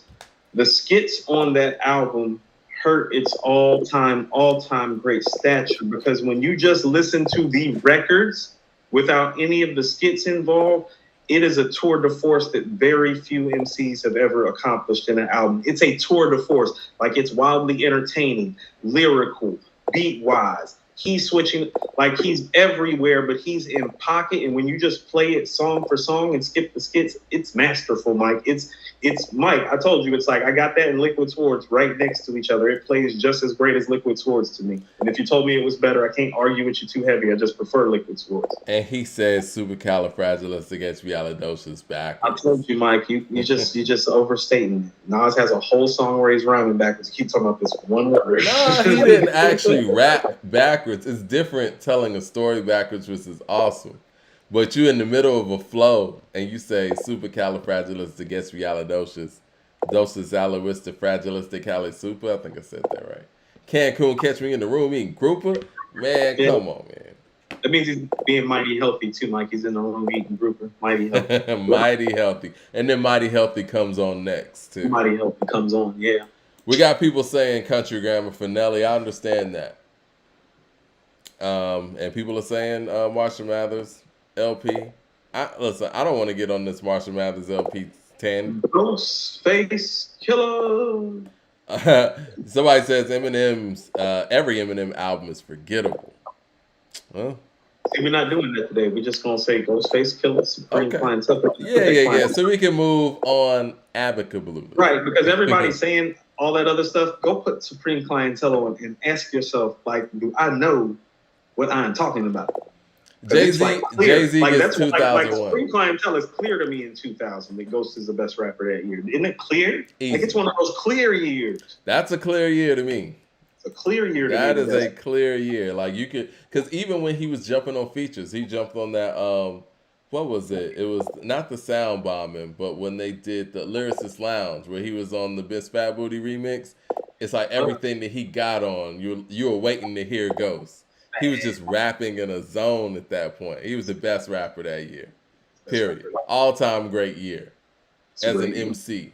It's a great MC year. Yeah. Very, very comparable to Muddy Waters with Redman in 96. Definitely. All right. Which we should have mentioned. We should have mentioned that, but Tupac's colossal year in 96 is just... He just did everything to everybody. I want you to understand, Jay dropped his best album in 96. Nas dropped his most lyrical effort in 1996. Tupac. Right. Yeah. All right. Power. Yeah. Mm-hmm. Okay, so 2001 Jay-Z. That was problematic for a lot of people. Because some people feel like Stillmatic's better than the Blueprint. Jay-Z lost the battle. But I'll give Jay-Z that 2001. Even with all those things considered. Even with Ether considered. Mike, if ever they should have split the screen and picked Jay and Nas at the same time, this is probably the one, because never before at any point in their careers had they made albums that were comparable. Yeah, in the same exact year, yeah. I mean, I guess you could say it was written in reasonable doubt, but, you know, this is different. That was different. Yeah. Because it's different, because Reasonable Doubt's impact was different than it was written's impact, because Illmatic. But based on what you just said, we got to remember, this is a mainstream media publication, and mainstream media publications are not going to give Nas more props than they need to. He's only on this list one time. So, but what I'm saying is that even if you think the Blueprint is better, and we argue about this, you and I do, because you think the Blueprint is better, and I tell you that the highlights of Stillmatic and the staying power of Stillmatic is stronger than the Blueprint, and that production-wise, the Blueprint is better. Stillmatic is better lyrically. I think the classic songs on Stillmatic are more classic than the songs on the Blueprint. But they're comparable. I'm going to be fair here, because somebody said, I think it was K. Thompson that said that was Nas's comeback party. Yes, I think that the adversity that Nas faced previously leading up to Stillmatic make that year more impressive for him. And the fact that Jay was on a run and he was on a roll and in a rhythm, I think that if we're talking, they said this is like an MVP race, right? Right. If we have somebody who's, you know, they claim was the MVP a couple of years before that, isn't what Nas did in 2001 more impressive? He beat the guy who was on top. Not even supposedly. Jay was on top at that point. And Jay was in a rhythm, and he had just come off of his worst album. So I have to think 2001, him dropping what he dropped under the circumstances, that would be more of an impressive year, right? Well, Mike, I mean, here's just the reality of the matter is that, okay, so let me ask you this. Let's say the projects are comparable. Right. All right? Let's say we're just splitting the projects down. What's the tiebreaker? Right. Well, Mike, there's a couple tiebreakers in his favor. The first one is the fact that, he won the battle. That's the first thing. But, Mike, lyrically, Stillmatic is better than the Blueprint. What holds the Blueprint is the production, songs, structure, and sounds. What holds Stillmatic is an all-time great mic performance like Rewind, You're the Man, Stillmatic intro, What Goes Around, even AZ on the Fly. So you get what I'm saying? Mm-hmm. So if we're talking about best rapper for that year, the rapper that won the battle, made the comparable project, it made the stronger lyrical effort, should get the nod. And it's not like he's not a star. This is Nas we're talking about. I mean, even if he wasn't a quote unquote star, he just beat the guy that you said got the is the best rapper alive in that year in the battle. I think honestly, I didn't have a problem with Jay being that in not 2021, in 2001. But when I think about it, what does it mean to be the best rapper alive and you lost the battle in that year? You weren't the best rapper alive. You would have won the It's a battle if you were the contradictory. best rapper alive. If you were the best rapper alive, you would have won the battle. So yeah, I'm gonna have to say Nas should have got that 2001 because it doesn't make sense to be the best rapper alive and you lose a battle, right? I mean, and so let's go to this right quick. We're just gonna jump right quick. Now that we've discussed these things, we can see very clearly why they gave Jay 2009. Because 99 and 2001, it's super questionable and shaky that they did that to begin with. You feel me? Mm-hmm. Because really, his best performances, Mike, are 96 and 97. That's Pac and Big at their peak. No ends on that. And that's why I've always told people he's usually about fourth on my list on his best day and no higher, because when he was out, when they were out, no, Mike,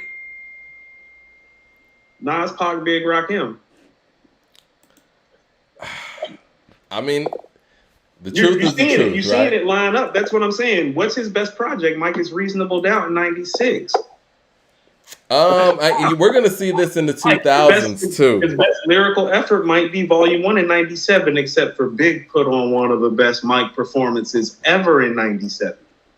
You get what I'm saying? When his best is not their best. Like, they're a little bit better than him. I've always said that. It's been proof. Did Jay's run come during a watered down time in the industry? Mike, the three best rappers when he stepped into the game were Big, Pac, and Nas. Two of those guys literally got murdered, and the other guy started making suspect material. All right, this is the thing, man. And I'd say this about Reasonable Doubt all the time. I say this about Reasonable Doubt all the time. I think that one of the big reasons why it wasn't as big as some of these other records of his counterparts was the fact that it was independent, right? Or somewhat independent. It was on priority.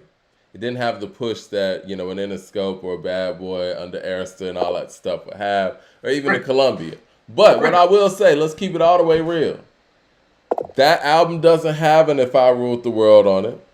It doesn't have a One More Chance remix on it. It doesn't have a Dear Mama on it. It doesn't have a California Love on it. It doesn't have a More Money, More Problems on it.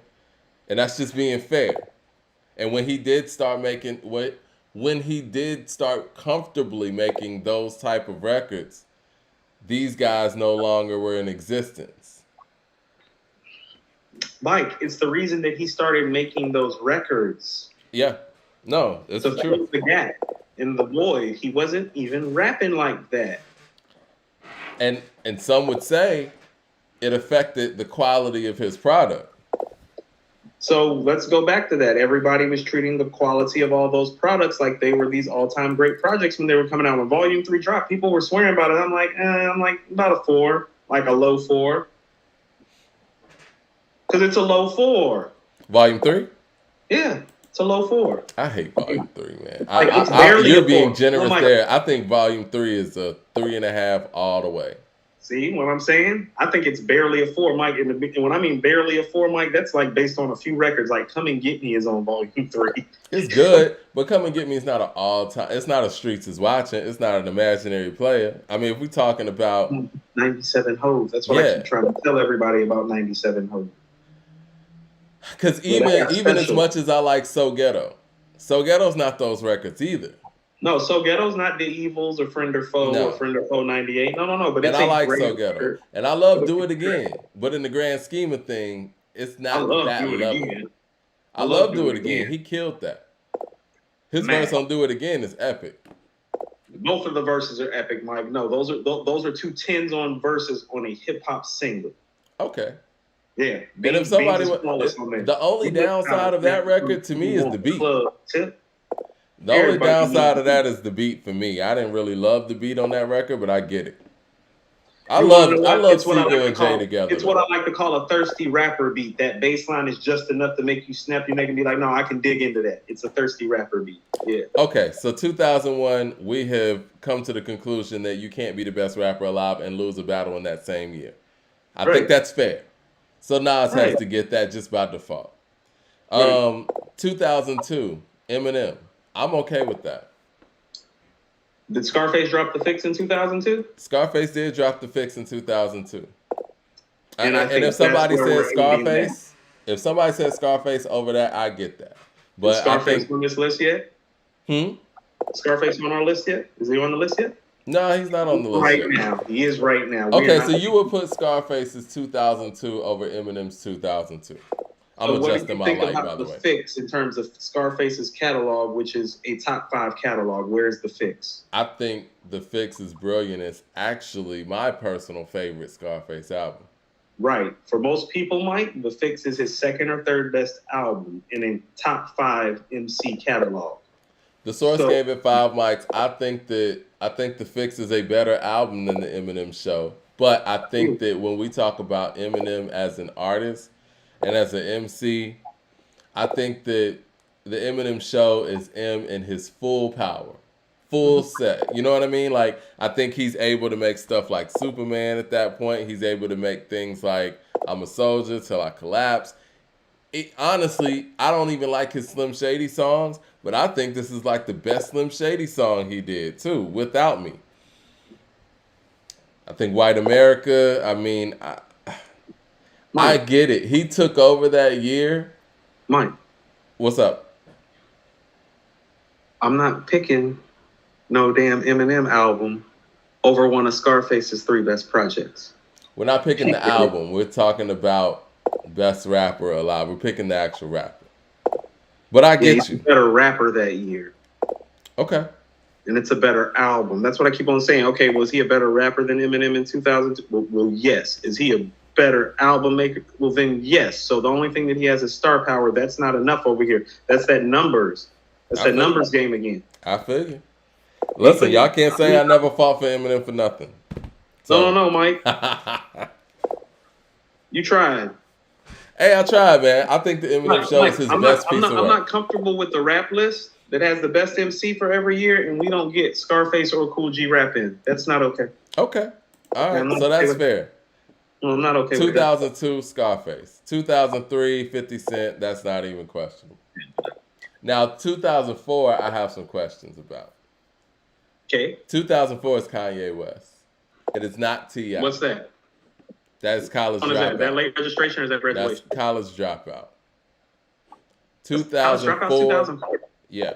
It's right after 50 Cent. And again, it makes me feel like whoever put these lists together, they put them together in retrospect. You couldn't have been there and what was going on in hip-hop in 2004 and say anybody other than Kanye West. Because it was so unexpected. And, you know, as an artist, we thought he was just going to come through as a producer and just, you know, have a bunch of dope features or whatever. But no one expected that level of introspection when it came to the music. What are the projects we got that year, though, man? Okay. What we got in those? Glad you asked. Let's see. 2004.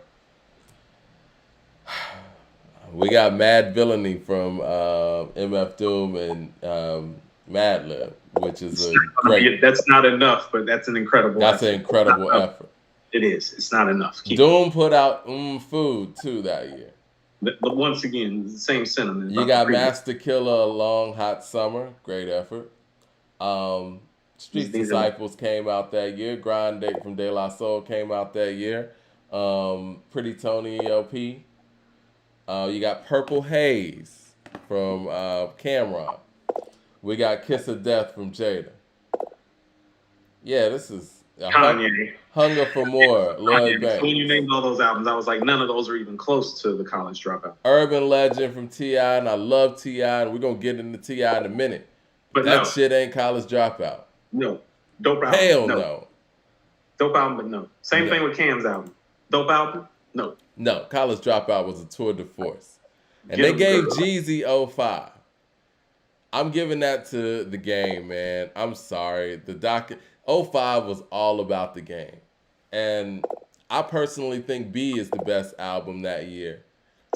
Mike, I was actually about to tell you, if I'm actually going to pick that year, I think I might pick Common that year. You know what? Let me think about this because that was the year I moved to Cali, Mike. So there were three. Interesting because the documentary. Go ahead. No. Go ahead. No, this is what I will say about B. He was able to be rebranded. And again, I want to thank Kanye West for that too. The rebranding of Common, the Common that we see today, the one that is doing voiceovers everywhere, the one that's mainstream friendly, the one that was at the White House, that's all because of B. Yes. That's all because of B. Like, I know people who just are casual music listeners, they didn't even know who Common was until B. And again, level of difficulty similar to Stillmatic. It's a comeback album. He was the rapper guy that made The Light before B. He was the rapper guy that made The Light before B. Okay. I'm cool with Common being 05 because this was a comeback album for him too. And he was going against the grain coming off of Electric Circus. Mike, and B, and I think the documentary by the game is a classic. But I think B is one of the best hip-hop albums I have ever heard. It is. Definitely one of the best hip-hop albums of the 2000s, period. That's one of those albums that when I make like a top 20 list and it doesn't make it in, I'm trying to find out a way to put it in because I love it so much. I think B's better than The Blueprint. It is. I think it's better than Stillmatic, Mike. I think so too, yeah. Yeah, that's what I mean. No. It's a classic. It's one of, listen, it's Common's best album in my opinion, and it's one of the best pieces of work that Kanye West has been a part of as well. I mean, Mike, if we're talking just about production efforts, I think it's his finest hour because never before did he channel into a zone that an artist needed the way he channeled into a zone that the artist needed on that album. It's masterful. Yeah. From beginning to end, the album. A-Double says, I like Electric Circus. Nigga, I like Electric Circus too. And there you go. People call me weird for liking Electric Circus. I like Electric Circus. No, this shit whack. Nah, it's not whack at all. It's not whack at all. You know what? I think the execution wasn't all the way there, but I get it. Mike, it don't mean nothing that you got talent and you don't execute. So when Dilla and Common's in there doing what they doing, it's like, okay, I hear you, but execute. No, you're right. No, that's right. I saw the vision though, but I like that. So I saw an all-time great MC and arguably the best beat maker we've ever seen make a supremely disappointing effort for their talents. I saw them make an experimental effort. That's kind of how I saw it, and it didn't totally. And experiments can go one way or another. That Aquarius song was beautiful. Next time you experiment, keep experimenting until you get a Quimini. Well, that's a whole nother subject. All right. So 05, we got Common. Because that Jeezy, I'm sorry, man. All respect to Jeezy and his run and everything he did. That ain't what Jeezy's not where Common is right now, and Common's where he is now because of what he put out in 05. Now, 2006, they gave that to Lil Wayne. To me, that's T.I. all the way. That's T.I.'s year. I agree. We talked about that behind the scenes, and we were doing some album runs. I was like, hold on. So I was like, so what dropped what and when and where? I'm like, oh yeah. When you broke it down, I'm like, well, yeah, that's Tipman. You got What You Know off of King, which I think is probably his most rounded album as a mainstream artist. My favorite from him personally is Trap Music, but that's more of a local thing. And not to mention the cult classic ATL drop. And so he was #1 on the Billboard and #1 in theaters. I mean, I don't want to go with numbers and shit like that, but we know what ATL, the movie, means to people who were of that generation. The stardom of T.I. was at full throttle in 2006. No, so this is what I mean. Okay, so T.I. in 2006. Oh, well, that's more comparable to that 85 to 90 run where I'm talking about where the guy is hot and he's showing on the mic and with the quality of albums that he deserves it. So that year lines up with those mid-80s years that I'm talking about where the MC got defined. Tip's year that year lines up to it. It's like, no, he hot and he popping, but the music is there too. And I already told you, Mike, What You Know is the best song that year, but Mike, it's one of the best rap songs ever. And if you had to get me to pick a song from this city, that's the song I'm putting on. Top Back got him that deal you were talking about in the last episode. Deal with Dale Earnhardt Jr. doing the commercials. They even did a whole commercialized remix. Like everywhere, everything that T.I. was working towards from the beginning hit full circle in 2006. So that's his year. 2007, Kanye, Graduation. I'm not mad at that. Actually, hold on. Did Wayne do something in 07? I don't think so. I'm thinking Wayne 07. If he did, it was like Dedication or something. But and I told you, Mike, we're giving this the tip, but the Carter 2, man, like that's 06. No, the Carter 2 was 06. Damn it. Yeah, I bought King and Carter 2 the same day when I was in Cali. I remember. 2008 is Wayne. That's Carter 3. I get that. That's hard. Huh? Isn't Wayne, isn't that stunting like my daddy in 07 though? That doesn't beat Graduation. This shit counts. Nah, it don't beat Graduation. Like Father Like Son does not beat Graduation. And I'm not a huge proponent of Graduation, but I know what people say about Graduation that came up on that shit. What mixtapes did Wayne do in 07? I'm trying to tell you, I feel like 07 was better for him. Nah, man. I get what they saying with 08. Kanye, listen, when you talk about stadium flow, that's where that whole term came from with Graduation. No, Stadium Flow came from Graduation. Yeah. He went through the Daft Punk thing, getting into the whole, yeah. Kanye was respected heavily on College Dropout, Late Registration. That propelled him to stardom, that's Graduation. Graduation took him to that next level. Well, see, here's the thing. The work with John Bryan on Late Registration is actually where the Stadium Flow starts, because you hear it on tracks like B Major, crack music, you hear the Stadium Flow starting to come. And so the Stadium Flow is just matured on Graduation, but not as good as the two previous efforts. Thanks for the correction, K. Thompson. He said the Carter 2 is 05. All right. So 08, we got Wayne. 09. Oh, Carter 2 is 05? Yeah. It's still B. I'm sorry. It's still B, but it's a nice year for hip hop. Yeah, it was a nice year for hip hop.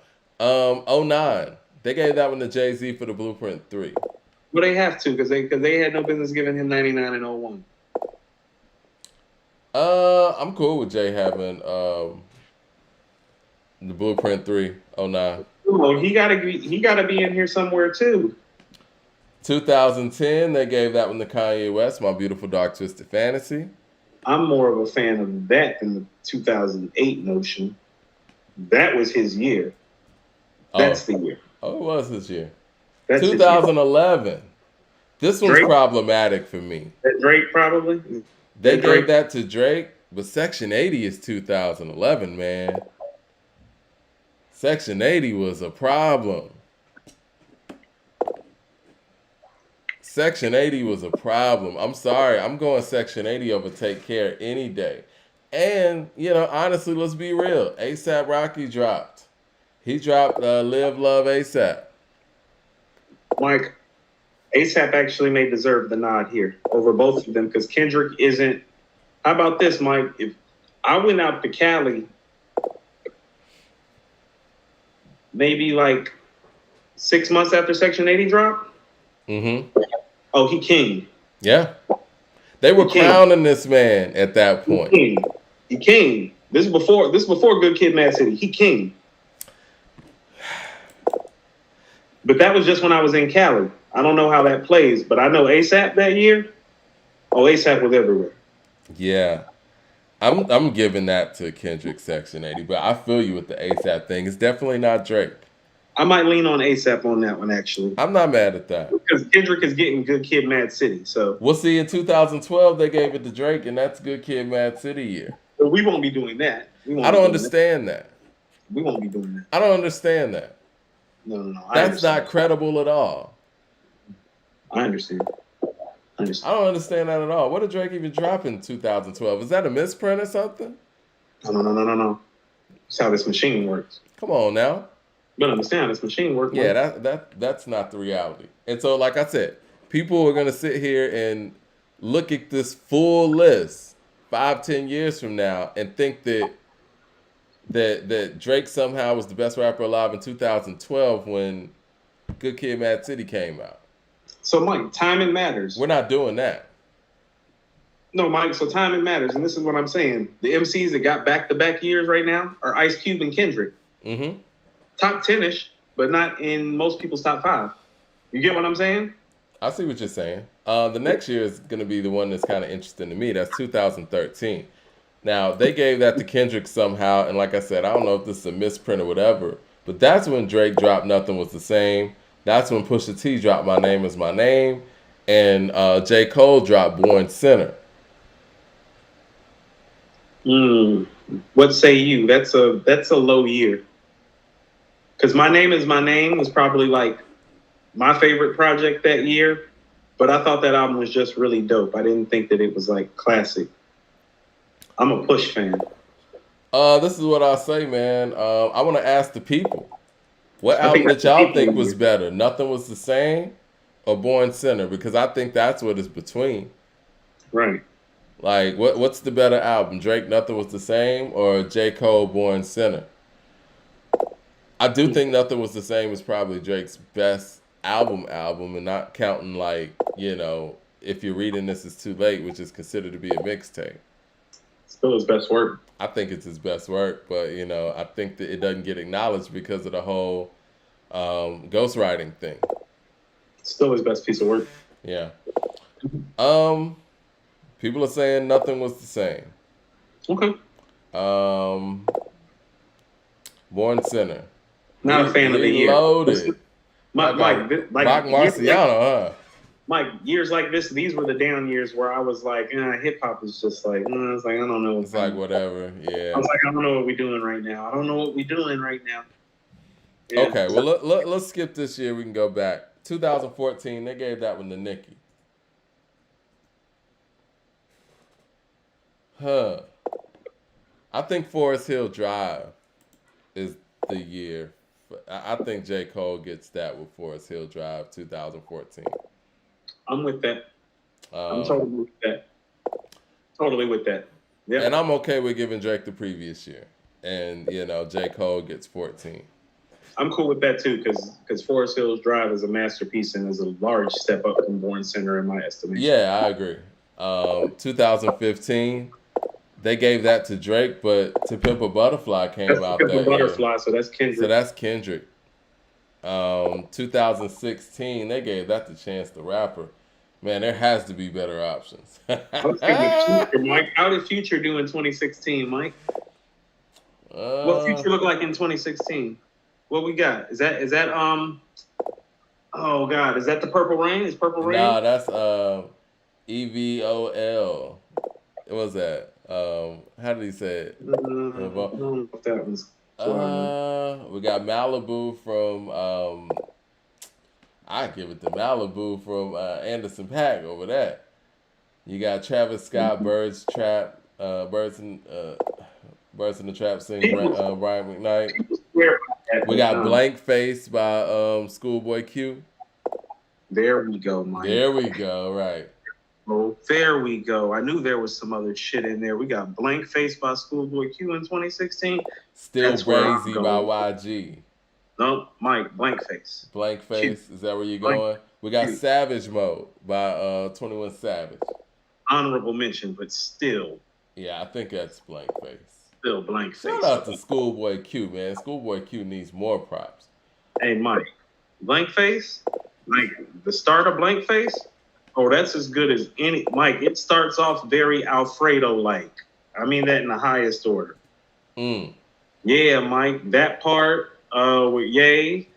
Lord Have Mercy. Lord Have Mercy might be my favorite Schoolboy song. The way the album starts off, Preacher told me don't set trip on a Sunday. Oh, wow. 2017, man, we got Damn. That's Kendrick Lamar. They got Kendrick Lamar there. I'm with that. 2018, Pusha T.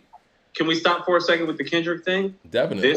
This is what I've been talking about how he's been dropping in low quality years. Look at the years where he's taking the runs and the reins. Yeah. He's got more years than Nas and Jay and Big put together. or just as many? Think about that. Yeah, I mean, it's because of strategically when he's dropping. There ain't no comp out here for him. That's what I'm saying. Like, look at what we just did in 95 and 96. Think about it. We just like, Mike, we didn't even talk about Jay or Nas's album in 96. We were like, that's too popular. Yeah. Mike, we talk about Lauryn Hill on the score. We didn't talk about A.T. Aliens or Andre. You get what I'm saying? Yeah. Heavy comp. And that's for all those dudes that say Pac can't rhyme, too. It's like, yeah, but in one of the heaviest rhyme years ever, he was that. I mean, Pac was a better songwriter than a lot of these guys who were great rhymers. Almost all of them, Mike. Yeah, no, for real. Mike, as far as songwriting, Big and Nas were the only comparable songwriters that were better lyricists. Yeah. But even they didn't touch on, well, Big didn't touch on certain things, yeah. But they can't touch you like he did either. Yeah, definitely. Yeah, they can't touch you like he touched you. Mm-hmm. 2018, Pusha T. I'm with that 100%. And for me, the fact that they sat there and admitted that makes their next selections invalid to me. Oh, it's hold on, Mike. It's almost like this. I'm thinking they're going somewhere. You know what I'm saying? Like, when you pick Pusha T as your 2018, I'm thinking you're going somewhere. You know where they're going? And that's what I mean about how beautiful Daytona is. Oh, no. There's nowhere else to go in 2018. Because just like what we said in 2001, you can't give that to Drake. He's not the best rapper alive. He lost the battle. Mm-hmm. So they acknowledged that when it came to Pusha T. For whatever reason, they acknowledged that when it came to Pusha T, but not when it came to Nas, right? This is a supreme clientele year. It's clear. Yeah. It's clear. Best album, best MC, best prep. Yeah, you name it. Won the battle. No. This is supreme clientele Crushed year. the battle. I mean, now it's okay to kill baby. Niggas looked at me crazy like I really killed a baby. Salute Ross because the message was pure. He see what I see when you see Wayne on tour. Flash without the fire. Another multi-platinum rapper trap and can't retire. Niggas get exposed. I see the cracks and I'm the liar. Shit, I've been exposed. I took the crack and built the wire. Now who do you admire? Rap loses all time my patience. The numbers ain't real without inflation. Yeah, clear year. A clear year. Yeah, been a conduit. So this is what I'm saying. How about this? What Pusha T did in 2018 with Daytona, Kendrick's never done. What's that? Where it's like it's clear and there was competition around, and it's like there was competition. I think Kendrick's years are clear. It's just not a lot of competition, to be perfectly honest. No, that's what I'm saying. Yeah. 2018 is a dope rap year, Mike. It is. It is. No, you're right. Clear. And it's clear in a dope rap year. Just like 2000 is a dope rap year, and it's clear. 2020 is a dope rap year. Like 2018 is a dope rap year. All right. It is. 2019 was kind of a lower year, but they got the baby winning that. I'm gonna say Rhapsody. And happy birthday to Rhapsody, by the way, too. Yeah, I got Rhapsody for 2019. Mike, this is so crazy that we're arguing about this. Okay, so you remember in 2019, you gave Benny the Butcher MC of the Year. Was it? Yeah, you gave Benny MC of the Year in 2019 for Plugs. And I told you that I thought it was Rhapsody. Yeah, I do remember that because you was playing Rhapsody and everything, man. Shit. Yeah, I do remember that. No, Mike. But was Benny the best rapper alive? Even though you could be MC of the Year and not be best rapper alive. You know what I mean? No, Mike. It's funny because we're flipping. I actually got Benny down for 2019 instead of Rhapsody because didn't Supreme Clientele come out in 2019? It did. No, that was 18. Oh. I think that was part of 18. Hold on. Let's find out because me picking Benny for 19 would be dependent upon Plugs and Clientele. Because them three Clientele verses are like that. Oh, no. Clientele's 18, yeah. No, then I'm cool with Rhapsody. Because I was basing picking Benny off of Plugs and off of those three verses. The Gods Don't Bleed, Brutus, the other record I can't think of off the top of my head. Yeah. Because he was just scene stealing. It was like when you heard Clientele, you were like, man, this project is great. Who is that guy? Who that? Yeah. No, he was scene stealing. Who that guy rhyming next to Jadakiss at the same level of Jadakiss? Who is that guy? Right. No. That was 2018 though. But yeah, Rhapsody put in work in 19. Yeah, I'm cool with Rhapsody. I got to give her that. And 2020, they got Lil Baby. And that's Conway the Machine. It is what it is. I'm not sorry. It's Conway the Machine. No, I get what they're saying. Lil Baby's great. And if we're talking about best stars, rapper. Well, no. It's not even that. It's not even that. He's checking all the boxes except for the fact that Conway had one of those. Like Mike, I told you, he had like a 95 Nas Biggie type of year in 2020. Not a regular rapper type of year. A 95 Nas Biggie type of year lyrically as an MC. Like the type of year you don't see too often. Like Pusha T in 2018, Kendrick in 2012, Ghost in 2000. You know what I'm saying? Like. Pick a Nas run, Rakim 8, like it's one of those types of years that he had the other year. That's why I keep trying to say about the year. It wasn't just like he was the best MC. He had one of the best MC years ever. Like, you know how they rank the MVP season? You know how they used to rank the MVP seasons? Mm-hmm. Oh, no. He just had like a top 10-ish MVP season. Where he won the championship and everything.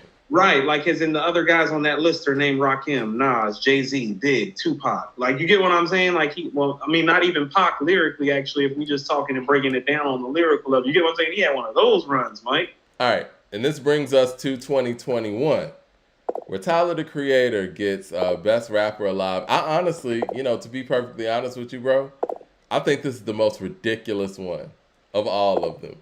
Of all of the ones that I see here, I'm trying to look at the ones that are the most off.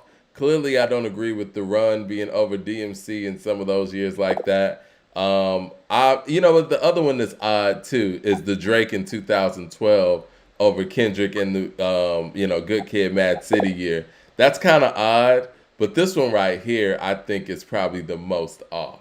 When you got an all-time great MC, possibly number 1, 2, or 3 on anybody's list who knows what they're talking about, dropping 2 albums in a year that everybody is holding to high regard when it comes to the people, and you pick Tyler, the Creator, over that, and nobody can give you any quotables from Tyler, the Creator, I think this one's the most odd. This is the one that's the most off for me. I want to, go ahead, you say something, and I want to read their explanation for this, too. Right. So it's just kind of hard to qualify how they qualified it. And here's why. I'm going to tell you what I did this past week. And it's something that I don't do too often.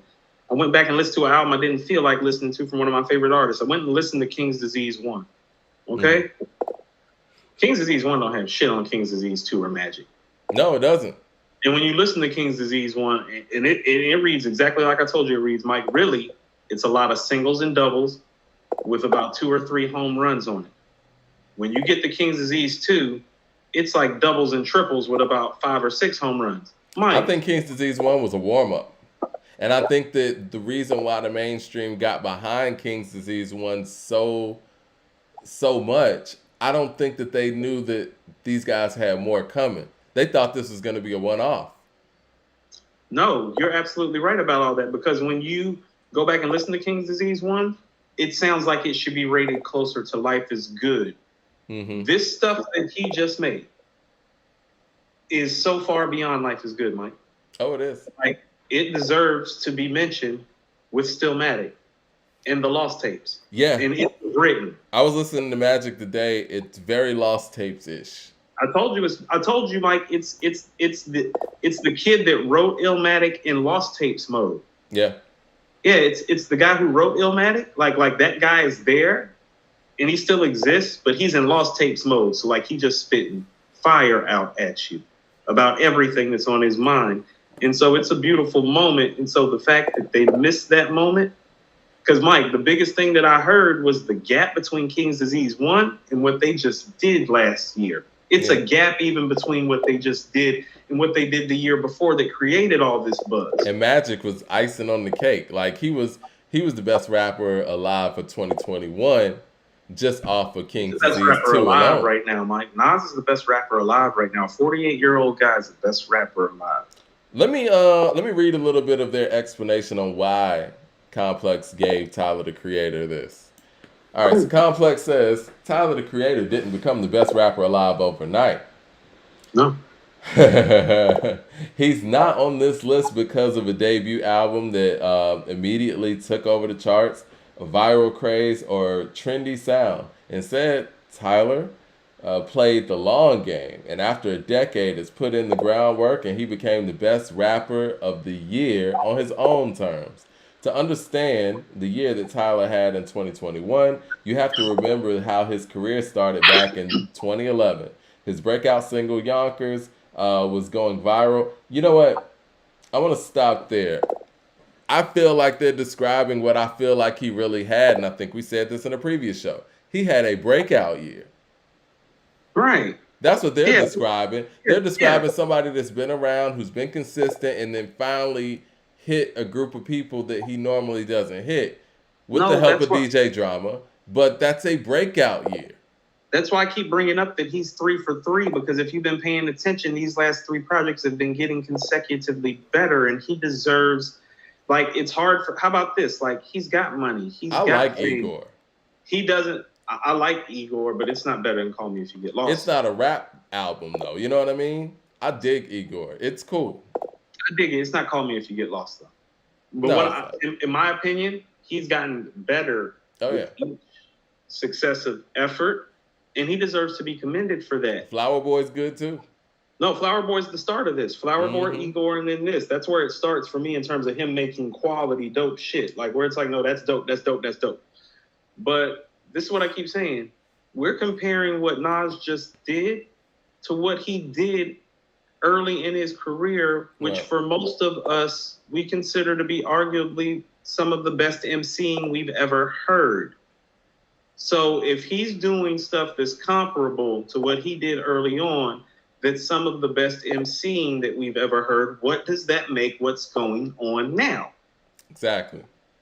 It seems like for whatever reason, there's a conscious effort to ignore what is going on now. Let me go a little bit more to this article where they're talking about the album. Call Me If You Get Lost is a lot of things. It's a DJ Drama narrated Gangsta Grillz tape. It's a playground for some of the most unique voices in rap, Lil Wayne, Lil Uzi Vert, NBA Youngboy, and others. To experiment in thrilling ways, it's a soundtrack to globe-trotting adventures. And most importantly, it's an excuse for Tyler to rap his ass off and show his range as an MC. Yes. On Massa, he takes a trip down memory lane, reflecting on his career and self-awareness bars, and gives a raw, unfiltered peek into his psyche. On Limit Head, he boasts about his luxuries, vehicles, pulling off one of the hardest rap songs of the year. And on an 8-minute centerpiece of the album, Wishier, that's my favorite record on there, actually. He weaves together confessional streams of consciousness and story about a failed romance in between a whole lot of shit talking. Tyler knows he's on top of his game. And he'll happily remind you that fact over and over. Listen, I feel what they're saying. I agree with what they're saying, but this is more of a breakout. It's a great article. It's wonderfully written. I agree with every single sentiment, except for they're just missing something. The shit that Nas just did is better. And the fact that their honorable mentions are Kanye West, J. Cole, and Mock Hami, it's like, okay, you guys are intentionally leaving off Nas. I don't know if it's because he's 27 years in the game or whatnot, but at the end of the day, Tom Brady is still applicable for the MVP award, right? You're still in the game, right?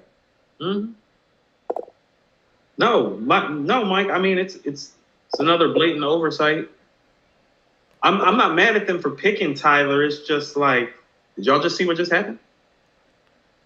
It's like they don't consider Nas even be in the game. You want to know what this is? It's like, it's almost like, and here's what we have to do. It's almost like every time we come up here and talk about this matter, it's almost like we need to put get a blank sheet of paper, Mike, and write 100 on it the way Wilt Chamberlain did during his 100-point game, so people actually know that it happened. Because it's like what really just happened is Nas just like averaged 50 points for a season, and people acting like he didn't like average 50 points for a season. You know what I'm saying? Acting like it didn't happen.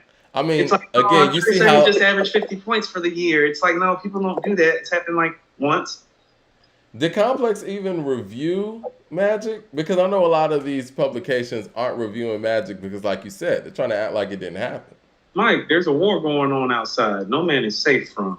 You can run, but you can't hide forever from these streets that we done took. Walking with your head down, scared to look. You shook. They should. And that's what's going on with all these dudes. They did not review the album. And, you know, I guess they're so concentrated on Lil Nas X or something that the other Nas doesn't really matter as much, I guess. Listen, we'll leave it there on that. There's a couple things I wanted to get to from another publication. The Griot. The Griot, you know, they had something to say about what T.I. had to say about his catalog. And I kind of found that article slightly disrespectful, man. Let me go to it real quick. Disrespectful. They said like 5 rappers who could beat T.I. in a music battle. It's almost like they were eager to do it. They were eager to do this, seems like, right? And I want to go to the part where they talk about the people that could beat him, right? So it's like, and they named the wrong people. They named the wrong people. So I can give you 5, but it ain't the people you name. So the writer Matthew Allen says, while self-confidence is an important part of being an effective MC, and his aforementioned credentials are inevitable, there are plenty of rappers who could have and can put T.I. in the corner. Now, this isn't to put him down. They put that out there. Not only do his numbers prove that he is among the most successful rappers of the early 21st century, but his distinctive Southern drawl and the way that he is able to lay down groundwork in trap music must not be ignored. This said, the Griot presents 5 rappers who could defeat T.I. in a head-to-head. They said this list excludes T.I.'s personal mentions, Jay-Z, Nas, Kanye, Pusha T, and Lil Wayne. So they're not even mentioning any of the people. Oh, you mean people who could actually do it? Go ahead. First person they mention is Killer Mike. Oh my God. Next, and I love. Listen, man, I love Killer Mike. Let me get back to that screen real quick. I love Killer Mike. Killer Mike wouldn't even say that he could beat T.I. in a versus matchup. I mean, and they're close. They do business together. I mean, they're brothers too. You know what I'm saying? But they're close as friends, right? And business, they do business together too. No. I'm just saying, not close as in. Right. Musically, this would be close. No, okay. Right. No. That's what I was about to say, Mike. I was actually saying that's where the closeness ends. The closeness ends in the like business relationship and the friendship. Because Killer Mike is great as an MC, and he's an all-time great lyricist. And especially down here in this region, he's not Tip. I reject that deposit. Next. Right. Ludacris. Next. I understand. Better. But I disagree. No. Right. I get where you're coming from, but I totally disagree. Somebody said we got no sound in the room. Do y'all hear us? You know what I'm saying? Or is anybody trolling? I'm picking up sound. You hear me? Yeah, I hear you. Yeah, nothing changed. Check your volume. Then it says Outkast. I'm going to get to this in a minute. But I don't like that. Outkast is not an individual. We got to stop this. Outkast is a group. You said rappers that could beat T.I. in a music battle. Not groups. What are we talking about?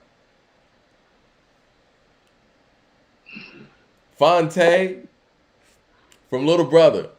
The Griot posted this, guys. The Griot actually, let me post the I want to take up for Carolina a little bit. Fonte is nice, but much like I said about Killer Mike. The guy you see on the screen is the writer of this, Mr. Matthew Allen. He wrote this article for the Griot. Listen, man. You put him up on screen? I did put him up on screen. Anybody who sits here and says that Fonte would beat T.I. in a versus is delusional. And I love Fonte. And I love Little Brother. What are we talking about? Yeah. This seems like you hating on Tip at this point. Like there's levels to this. Like come on, man. You pulling Killer Mike and Fonte out like we about to have the lyricist lounge. Man, come on, man.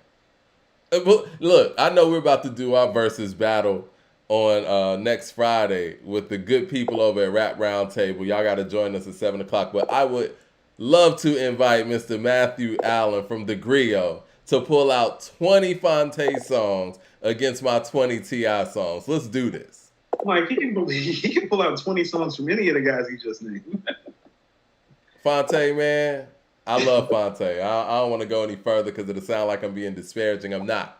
But Right, let's be Fonte real, nice. man. Fonte nice, and don't disrespect Fonte Carolina. is nice. I'm not going to disrespect Carolina. I think he's one of the best MCs in the South, period. And he's underrated in that sense. But come on. Highly underrated. Highly underrated as MC. I don't talk about him enough, and I'm from Carolina. And then he says Common, which is intriguing. It's intriguing. But I say no. It's the only one that I think is viable, and still I say no. I say no. I say no too. And again, I would challenge Matthew Allen to pull out 20 Common songs against my 20 T.I. song. No, he can pull out 20 great Common songs, but is it gonna thump? You know what I mean? Because Common's best stuff, you know what I mean? Common's best stuff is B, Mike. Like that's. I mean, look. What you gonna play? Like after the corner, what you gonna play? Because like you can't play They Say in a battle. Beautiful record. Beautiful record. Love They Say. Yeah, I mean, what are we gonna do? I mean, Sweet Taste of Victory. Go ahead and breathe it in like in the history. Yeah, snap with this beat. Snap with this beat. Fuck you expect. I got a history. Yo, yeah, nice. Yeah, but that ain't about to play in the verses. So. Is that a better verse than? Nah, his verse on What Would Meek Do is better. Yeah, the verse on, I told you, Mike, the verse on What Would Meek Do is one of the best verses of his career. Matter of fact, Mike, the last time he stole the scene like that was on Run This Town. People are saying that Common would win that. That would be interesting, man. I mean, he would have to pull out songs like 199. He would have to. It depends on how creative you get. You know what I'm saying? Because he got the songs there. The only viable person that he named was Common. Because he can play stuff like The Sixth Sense. One thing I want to put to rest, man, is we got to stop this Outkast as one person thing. I saw this YouTube video, man, and it was, I'm going to put it on the screen. Somebody posted this remix where they threw Eminem on Chunky Fire, which is on Outkast's album acumen. And I'm seeing the amount of time here, and I'm a super nerd, not know acumen backwards, right? I see that it's 6 minutes and 49 seconds, and I'm like, it's a little long. Yeah, because they added Eminem, but I'm like, did they take off Big Boy or something? Because the way that it's titled is Eminem and Andre 3000, Chunky Fire. And I'm like, I'm listening to it. Okay, you are now entering the fifth dimension of a sentence. And then they threw Eminem's verse in there. It's whatever, whatever. And then Big Boy comes in, and I'm like, for some people, Outkast songs are Andre 3000 songs, obviously. We gotta stop not crediting Big Boy for his work, man. It's getting terrible. And even in this Griot article, it said Outkast versus T.I. Like, huh? Outkast is, for the people out there who don't know, Outkast is two people. And this Chunky Fire remix, Andre 3000 and Eminem, like, I don't know if they feel like Andre's name picks up views more than Outkast's name, but that's disrespectful. It's Outkast. It's Outkast's song. Chunky Fire is not Andre 3000's song. It does. How about this, Mike? That's one of the few records on equipment that sounds like he's the creator of it, and Big Boy jumped onto his creation. Now, Chunky Fire is that. But Big Boy's on it, and it's an Outkast song. No. So listen to what I'm about to say. I never thought, Mike, when I heard Illmatic in 1994, and I heard Southern Play Illicit Cadillac Music in 1994 later that year, that all these years later, I would be having to take up for the greatness of Nas and Big Boy, as if they haven't been around and like you haven't heard it. Like, it's crazy to me. It's like, Mike, I mean, and I know everybody be on here like talking about and big up in us or about how we've been fighting for Nas like in the mainstream media. We be fighting for Big Boy just as hard and before and about how he gets treated, mass media, local media, like we be on it because it's not fair. It's not fair to his legacy. He keeps the legacy going too. Like, Big Like Boy they went trying out there to, and bought the this was a home. 50. This wasn't one of those 70-30 partnerships. This was a 50-50 split. It Oh, went on. easy, Easy 50-50 split. And if easy. you really want And to start honestly, breaking down the verses, 60-40. honestly, Big Boy. yeah, Big Boy. When it came down to Andre taking off a song or two on the album, Big Boy was, you know what I'm saying, anchoring down that. Whether that be like snapping and trapping on Rapping and Stankonia, trapping. or That's whether that exactly. be Slump on the Kumani, whether that be West Savannah, whether that be Decatur song on ATLians, like Yeah. Big Boy picks up the slack when Yeah. Dre takes a couple songs off.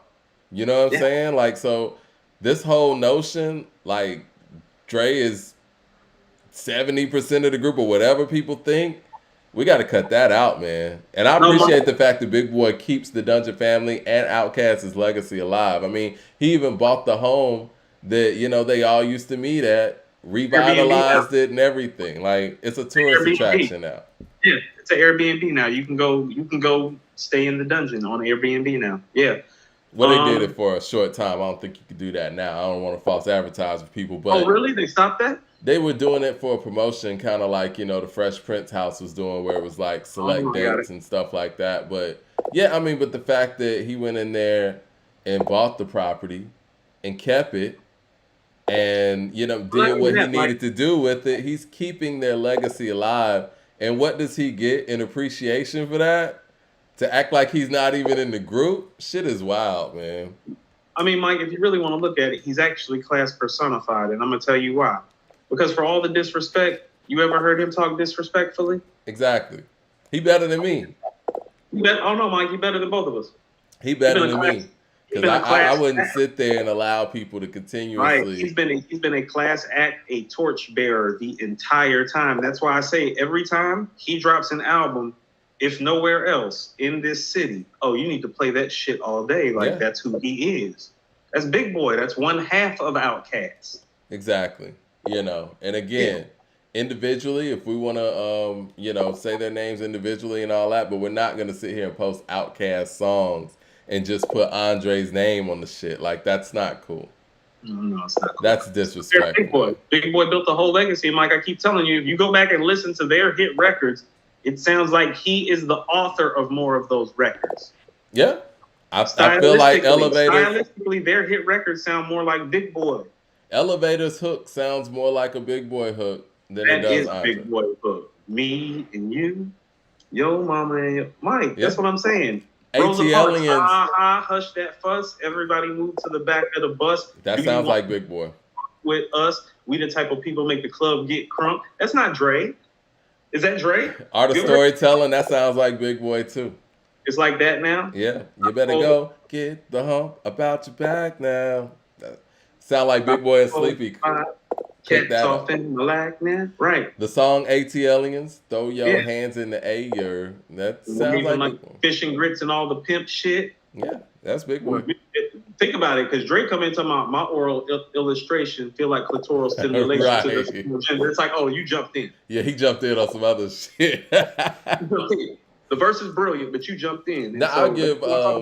So we need to start breaking down the catalog more, so people actually don't know. It's like, stop thinking that you're hearing Dre carry Big Boy. What you're really hearing a lot of the times is Dre jumping in on shit Big Boy created. No, you're right. And he doesn't get enough credit for the creativity of Outkast. It's like, and even back then, you know, some of the publications, you know, when they used to, and they said they hated this when they would call them that, but they used to label them like the pimp and the poet or some shit like that. You remember that? And it kind of gave credence to this notion that Dre's the creative one. Big Boy just on here rapping. And that's not what it was. Right. They're both creatives. Clearly. Right.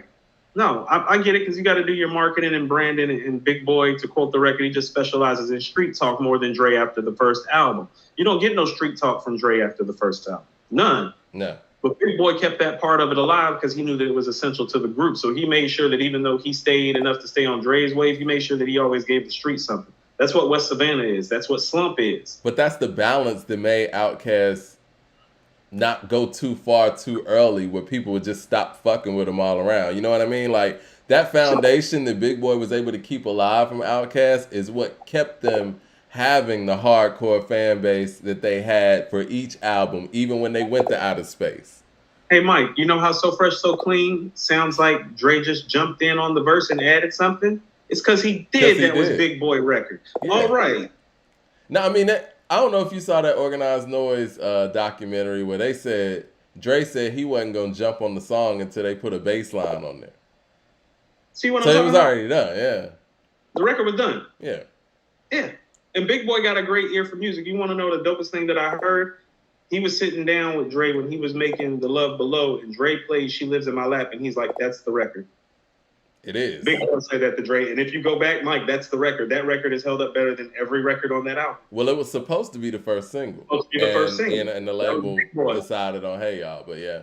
But that was Big Boy. That was Big Boy actually making that call. Be like, that's the one, Dre. I think She Lives in My Lap is the best song on The Love Below, in my personal opinion. It is. It's the writing, the beat, like everything about it. Yeah. Shit is crazy. It's kind of like a mix of She's Always in My Hair and If I Was Your Girlfriend. It's the sonics of If I Was Your Girlfriend, but the subject matter of She's Always in My Hair. Right. The perspective is evolving and it's changing, and the nuances, and you can dissect the song in different manners. Yeah. Yeah. Now, very, very dope. And I really wish that Dre would have went out there and actually toured on that album too. And that's a whole nother subject too, where it's like so many things when they separated, Big Boy was deprived of doing because he couldn't go out there and just tour on Speaker Box by itself. It was an Outkast album. Imagine what an Outkast tour would have looked like for Speaker Box and Love Below if Dre was willing to tour on the Love Below. That's kind of one of those things that in hindsight was great for Big Boy because that's when he got all his other businesses together. Yeah. And now he has a few.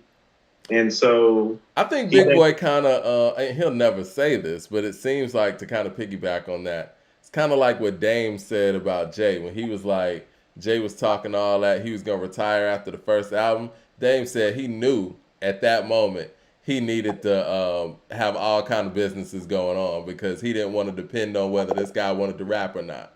And I think that Big Boy realized that early too. Mike, he's actually talking about it on Bombs Over Baghdad. Set a business for yourself, man. Make some goals. Yeah. I mean, look, he knows Dre better than all of us. Dusty coals. He knows Dre better than all of us. So I'm sure he saw all the signs early and was like, yeah, let me do what I got to do. So when he's popping up on Stankonia on the first single talking about businesses, you want to know where that came from? That came from the time that Stankonia was getting recorded, but it was just him recording. He like, hold on. This nigga really acting like he don't want to rap right now. Yeah. Hold up. I mean, you kind of got to ask yourself, even us as fans from a distance, we were seeing kind of all this stuff unfold. I would imagine people up close are like, how long is this really going to last? Because it seems like every album they would have to address these rumors about them breaking up or how they could coexist being so different. I don't care what anybody tells me, Mike. Spaghetti Junction didn't get recorded during Stankonia. Because that should be a question asked. No, Mike. We got to get some interviews set up. That, Mike, when I hear that, I hear something that got recorded between Southern Playalistic and AT Aliens. That chemistry is so tight. It's very Benz or Beamer like with the chemistry. It is. But they do sound like, Mike, that don't sound like no beat for 2000. It sounds like, you know what it sounds like to me, and I'm just speculating. Who knows? And, you know, people watch the show, so we might see a tweet about this in the upcoming weeks. Who knows? But it feels like it was a beat that might have been left over, and the new Outkast rhymed over a beat that was from a few years back. That's what it sounds like to me. It could be that, too. Because they sound up to date, but the beat does sound pretty retro. Crazy, Mike. The chemistry just so crazy, and you can hear on the rest of the album that they're not there together, even though the music's great. It's like when Dre comes in on So Fresh, So Clean, it's like, man, thank you for showing up on this brilliant, beautiful record. Thank you. It's almost like you want to send him a card because you almost can tell from the tone of the song. It's like, oh, I don't even know if you want to get on. Niggas elope with ski slopes and fall like avalanches. Yeah. Yeah, they were going back and forth really well on that. The chemistry was there, and it's like, to me, as a fan, like that's the outcast I love the most. The Benz or Beamer cast, the Same thing. the Everlasting cast. From the Nothing to Lose soundtrack. Yeah. Yeah, I mean, at that point they're untouchable. And what's so crazy, and I think that what kind of took away from them doing things like that is they're such great songwriters that it kind of start taking them somewhere else where you do get the Miss Jacksons, you do get the Rosa Parks, which are dope and great, all-time great songs. But it took them away from the two dope boys, the Wheels of Steel, the Benz or Beamer cast, because And they were those so are, great at doing other stuff. right, but Mike, those are their greatest records to me that you're just naming when they're on that shit. Those are the records, Me Mike. too. We didn't get enough of that. I think We that's didn't the get one nothing. thing that leaves Outkast fans very empty in the end of the day. We didn't get enough of that. Like, No, and we're never gonna get it again. It's never gonna happen. Like, I like hey, think we would Mike, have been fine with the fact that we got enough of, the Miss Jacksons, the So Fresh So Cleans, but we didn't get enough of those guys rhyming with each other like that. hey, I'm gonna tell you something, and this is for a group that made 4 albums together. Ray and Ghost have given us more moments like that than they have, and they haven't even made 4 albums together, just them. That's And Ray and interesting. Ghost have given us more than that. I be bringing up the MGM because I think it's their finest moment together, but they got tons of the finest moments together. Mike, where you want to go? You want to go Criminology? You want to go Verbal Intercourse with Nas? You want to go Ray and Ghost United on Fish Scale? You want to go Flowers on Bulletproof Wallets? You feel what I'm saying, Mike? I'm just running off the top of my head of shit Ray and Ghost and got together and just spazzed on together. But see, those guys have shown that Kilo, Mike, Kilo on Fish Scale is Ray and Ghost. They got stuff like where it's just like where they get in that pocket together and you love it, and they get in that pocket because they know the people love it. But you know what? It's interesting you say that because those guys have chemistry like Styles and Jada, and those guys have also shown that they can do it apart. We hold Andre super high as an individual, just in hip hop altogether, but I don't think we credit how much their chemistry adds to how great they seem to be as individuals. Mike, when they do what Ray and Ghost do and what Kiss and Styles do, they are just as good at it. I don't care what Benzo or anybody Beamer. says. Andre got a lot of great features, right? But his best features are when Big Boy is on the record. It just is. Like, to me, Yeah. whenever I hear Dre without Big Boy, something's missing. But when you hear him on, like, what's the song that Big Boy had the Isley Brothers sample? You know what I'm talking about. Where Raekwon was on there. Royal Flush. Royal Flush. Mm-hmm. Royal Flush is brilliant. Dre went in. Ray's He raps crazy on a with Royal different Flush. level when he knows Big Boy's on the song. Dre raps on a different level. Same thing with International Players Anthem. Like when Big Boy's on the record and the song with Can't Wait, Sleepy Brown. When Big Boy's on the record, Dre's features are a different level than they are when he's just rapping with, a Rick Ross or whatever. You know what I'm saying? Like, or when he's Partner on. in rhyme, Mike. That's who he came up rhyming with. That's where he's comfortable as an MC. If he's never, for all the uncomfortability that he expressed, if he's comfortable anywhere, that's where he's comfortable. And Big Boy's right there. Yeah. That's his comfort space as an MC. It's really the only space we really know him as an MC, Mike, is next to Big Boy. Exactly. We don't know what he's like not next to Big Boy. We know what Big Boy is like without Drake. He's still great. Yeah. That's that foundation that Big Boy offers for the greatness of Dre. I think that their chemistry makes them greater, and we don't give credence to that enough as a collective. And that's why I refuse to separate them when we talk about the greatness of, Dre as an individual. And we could talk about Big Boy as an individual, like you said, because we've seen that.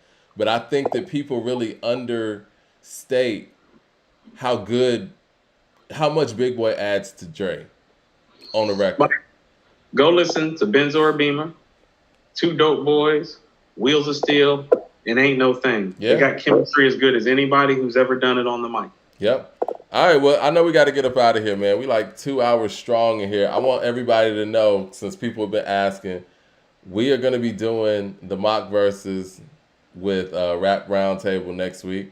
We're taking on 21. Nas Records.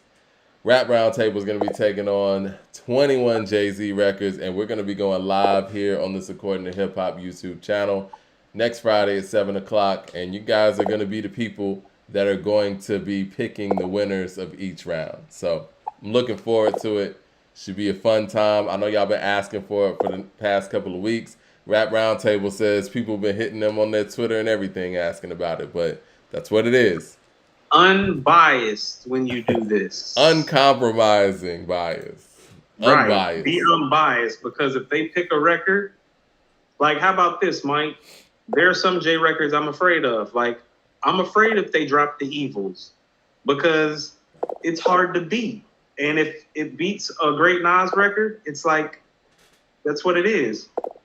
Like, I'll give you an example. It's like, I think the Evils is better than Blaze of 50. Yeah, I don't want to say the record that I'm afraid of, but, you know, we'll see. No. There are plenty of J records to be afraid of. I was just using the Evils as an example. I think the Evils is one that they're probably... It's like, oh, no, that guy hard to beat when he do that. The Evils is probably going to be one that they have in their arsenal. But, yeah, it's a few that I'm thinking of in my head. I don't want to say too much, but... Right.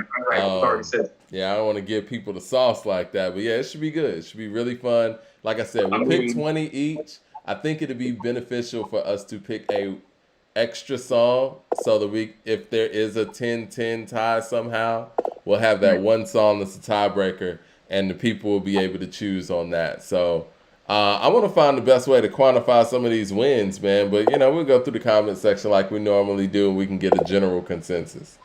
Right. And so everybody will be able to see it. People can have their laptop up or whatever, and they'll be able to see the votes that are coming through. So it should be fun.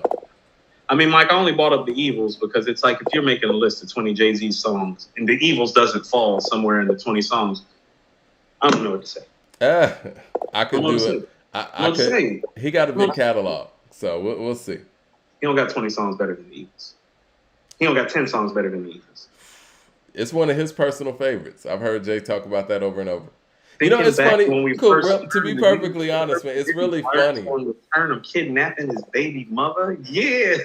Cool, it's funny, man. I know you're a Nas guy, and it's so funny to me that a lot of your favorite Jay-Z records are Jay-Z's favorite Jay-Z records. Like, you and him have a very similar outlook on his catalog. Because he's a head like I am, and I love Jay. I just think Nas is a better MC. I told you, Mike, Jay. From the time that I've heard Volume 1, Jay's been in my top 10 all time and has never been taken out of my top 10. I've had Jay in top 10 MC since the first couple years I've heard him. He's usually fallen somewhere between 4 to 7. The guys I have ahead of him are named Nas, Rakim, Big, and Pop. Sometimes Scarface. So I think super, super high of him. Yeah. Well, super high. Well, we'll probably have a show before then, and we're going to give you guys a release date next week on this yearbook. We got to, finish it up, and we wanted to make sure that we got all of the facts from this year. And again, we see how people document things inaccurately. We wanted to take our time and make sure that it was right and make sure everything that was done properly and done to the people's specifications. So we're going to hit y'all with that next week, man, and I am going to holler at you guys next week. I'm going to holler at you later, Coop, man. And we're probably going to holler at y'all Wednesday before we do this mock versus. Y'all have a great weekend. Yeah. Peace, kings and queens. Y'all be blessed. Yes, sir.